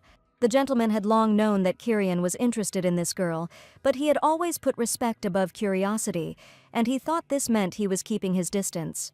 Now his words sounded implausible, and Kirian had never called this girl by name before, which said a lot. He only asked not to say that she was the same woman he was soon going to marry, but Kirian declared who he took him for. And does he really think that he is so out of his mind that he would make another man's mistress his wife, and told her that he just met with her a few times? Still, the gentleman managed to find out that Kirian was dating this girl, and clearly everything happened for a reason. The young man didn't mention it because he was sure it wasn't important at all, but now Rubler knew a certain truth. Kirian admitted that it cannot be denied that her face and figure are seductive, and the value of a flower lies in how briefly it blooms. The friend was sure that the Archbishop should quickly find a suitable wife, and he understood perfectly well what he was trying to tell him. How often does a man find a woman like his wife, who has status, wealth, honor, and beauty, and most have to compromise? According to Kirian, the first thing people usually give up is external beauty. The gentleman shouted, "Is his friend really telling the truth? This woman is dating him without any ulterior motives, and soon she will be shouting his name across the continent. After all, the prima wants to increase her status, and while she uses his name, Kirian enjoyed her charm, and the only one who wouldn't like it was Gjorn. Everyone already knows the Archbishop is a flirt, and even if he plays around with Lady Delilah a little, people will simply say he's at it again. In his opinion, there was nothing wrong with having a little fun while you could. For the Archbishop, this was just a fleeting affair, and absolutely nothing serious was in the offing. Rumors about the evil spirit spread with astonishing speed. Everything was published in the newspapers, and since Satin personally came face to face with the evil spirit, she received dozens of letters full of concern. The first to arrive at the estate was her mother, who wanted to find out what it all meant. She heard a warning about the appearance of an evil spirit and wondered what kind of strange conversations were going on, but judging by the state of the room, the newspapers were not lying. The mother was glad that her daughter was definitely safe, but even so, she was not sure that it would remain so in the future. In the legend, there was not just one evil spirit, there were countless of them. Any of them could appear at any moment. Satin assured that everything would be calm for a while, but this caused pain to people, and Mother was worried. Mother suggested renting a house in the city, in a place too remote, but now this was unrealistic for Satin. There was only one joy. Cardillon was next to his wife, and if it had been an ordinary person, she would have died long ago. 200 years ago, demons and evil spirits disappeared. People found peace forever. But was it really a peaceful era? Perhaps they simply did not notice it, and evil spirits were always nearby. Despite the fact that this is a holy land, where the power of the Holy Father is strongest, an evil spirit still settled here. There may no longer be a place safe from evil spirits, but fortunately the damage was less than if they had allowed an evil spirit to roam the city streets. Mother Beautiful heard all the information from the newspapers, and as long as the paladin is in this city, everyone will be safe. Sir Cardillon is not the only paladin of the Holy Knights, and the heroine was also a descendant of a holy family. Therefore, her presence here also played a huge role. The mother heard that her daughter herself took measures to save people, and she was incredibly proud of her daughter. Satin didn't say that she could have actually gotten into trouble, so that her family wouldn't worry. Suddenly, the mother asked whether her daughter lived in different rooms with her husband. She seemed to be the only one using this room, and in her opinion, this was not surprising. It wasn't just that there were a lot of things here and the bride, there wasn't a single thing of her husband's in this room. And Mother suddenly asked if he hadn't had his wedding night yet, and after her words, Satin began to get nervous. She assured them that they were doing everything that was required of them, and that Mother did not have to be interested in every little thing. It was good that Mother understood that they were on good terms, and her heart was at peace. On the day she received the holy relic from the main house, she felt her daughter was depressed. Then the mother thought that her daughter was just pretending that everything was fine, and in fact, she was unhappy. She must have given the precious symbol to Del Mare in the hope that she and Rubler would live well together, but in the end, all that was left behind was awkward behavior. How much she had been worried all this time. Having a daughter who showed reluctance, stopped the marriage and waited for her to finally show recognition of her feelings. Then Mother was right. Satin was not herself, and did not understand what to expect from this marriage. At that time, she was busy taking care of herself. He didn't have time to look around, but when peace returned to her heart, Satine understood everything. She finally began to understand that she was surrounded by wonderful, kind people, and how much her life had changed. When the prejudices she had carried all this time were dispelled, she understood the meaning of the gaze that was always directed only at her. Peace came to her heart in a form she never expected to see when she found herself next to Rubler. She felt at peace and imagined what would happen if they had a child, because after all, Del Mare's genetic characteristics were known to everyone. Satin hoped that the baby would inherit his father's temperament, who was a talented swordsman, and she could already imagine how the master would teach him fencing. And it will probably be a pretty wonderful future, the one she always dreamed of. The daughter confessed to her mother that she really was doing well, and now she could believe her. The happy smile on her face meant that everything turned out better than she even expected. To unwind a bit, Satina decided to meet other aristocrats and visit a famous salon in the city. Madame Eckley, with whom she was well acquainted, heard that the lady had to go through a difficult ordeal. Many people were worried about her condition, and it was a huge relief to them to know that Satin was safe. Suddenly the lady asked if Satine had caught a cold, because she looked a little strange. Her dress turned out to be too warm to wear in the salon, where it was quite hot. In fact, she tried to hide the kisses on her neck, and she could not at all tell that these marks left by her husband do not disappear.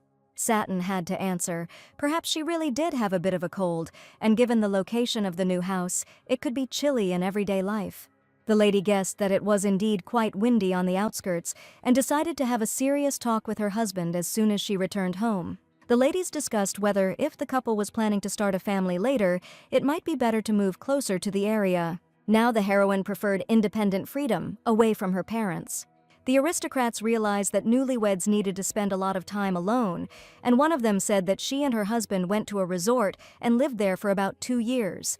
The lady asked if Madame Satine was planning to go on a trip with her master. They didn't really have a real honeymoon. Rubler was often away on business, and it was hard for him to take his descent, so nothing could be done. Now she wondered if they could take another longer vacation if she asked Kyrian politely. If she does that, she probably won't be able to get out of bed for the entire time they're at the resort. Satin simply admitted that her husband was constantly busy keeping the city's people safe. And I wanted to say that using ridiculously good stamina to maintain public safety is the best way to increase his authority. While the lady was discussing something with her friends, she didn't notice how Rubler came up to her from behind and rescued her with a beautiful pink bouquet. He heard her words and admitted that he had no idea that his wife valued him so highly. Satin was surprised how he managed to end up here. In fact, he heard that his wife was here and decided to go get her. The bouquet looked enchantingly sweet, and Satin couldn't take her eyes off it. For some reason, these delicate pink flowers reminded Rubler of his sweet wife, just as refined and fragrant. All eyes were turned in their direction. The aristocrats silently watched how fabulous the couple in love looked. At that moment, Satin felt so awkward because every lady was looking straight at her. For the first time after the wedding, the gentleman met Lady Eclay and greeted the lady. All this time, Satin was incredibly awkward, and the lady confessed that the show in which they two are the main characters had just begun. For a moment the lovers were silent, not understanding what exactly was being discussed. It turns out that the theater is currently showing an adaptation of their story, from their first meeting to their wedding. The audience was incredible. The romantic, dramatic love story looked simply wonderful. This story touched the people deeply, and the gentleman asked with interest where this was being held. After all, they were the main characters, and Rubler said it would be simply impolite not to see the fascinating show with his own eyes at least once. Satin would never have thought that they would end up going to the theater. The gentleman had not previously been interested in plays, but was educated enough to enjoy art. It was their love story, and Rubler had to make sure that her appeal was conveyed well. The lady always knew that he was truly a gifted talker, and it was impossible to refuse him. The heroes entered the theater, and the gentleman knew better than anyone else that all this was not just words. The National Theatre, which is staging this show, is on par with the Grand Theatre where the great Prima sang. Since Delilah's current position had become irrelevant, she could not act out the story, and the big theater could not use the scandal as material. As a result, the Bolshoi Theater lost most of its clients after that scandalous wedding. The heroine knew that from this moment on the gap would only widen, and soon everyone would forget about Delilah. Rubler brought his wife to the most honorable seats, and the lady was in such a luxurious theater for the first time. She was surprised to see a box, and the young man asked if not all the theaters in Delmar had a box. Her father always said that one should watch actors' performances and singing from closer to the stage, and indeed, the girl saw a box for the first time. He said that from the box seats you can see the entire stage well, but it is difficult to truly appreciate the actors' facial expressions and their performances. Little Satin and her father always watched the action from the front row, so she didn't have much experience with such places. Well, there practically wasn't if we don't talk about that terrible day when she went to the theater with her husband. It was the day she first went to a show with Jorn and saw him sighing over the girl's friend. The place reminded her of that terrible day, her broken heart, and the bitter memory of what happened. The box was quiet and dark, which helps you focus on the performance, but Rubler admitted that if you draw the curtains, you get a private room where no one can see what's going on inside. Satin noticed his wicked thoughts and declared that it was better to look at the stage than to draw the curtains, but unless he intended to come to the theater with another intention. The gentleman was so close that Satin immediately understood why he had chosen these particular places. He deftly drew the curtain. In fact, he reserved the bed for the sole purpose of trying something out. Human adaptability is truly frightening, and not long ago Satin was startled by just one touch from Rubler. But now, in this dark box, in a theater full of people, she passionately indulged in his kisses. She had become accustomed to the pleasant kisses that now came without any warning, and she no longer felt awkward. The lady understood that he had planned this from the very beginning, and she could not even believe how impudent her husband turned out to be. Satin was just worried that if someone saw them kissing right in the big theater, unpleasant rumors might start. There was indeed truth in her words, and the gentleman understood this perfectly, and this time one passionate kiss was enough for him. He opened the curtains and admitted that he could not let others see her incredible beauty, which could not be compared to the beauty of the universe. The performance had already begun, with the lead actors playing roles depicting true, eternal love, while Satin and Rubler watched the grandiose performance of their own destiny, wanting to experience every magnificent moment and see how their great story began.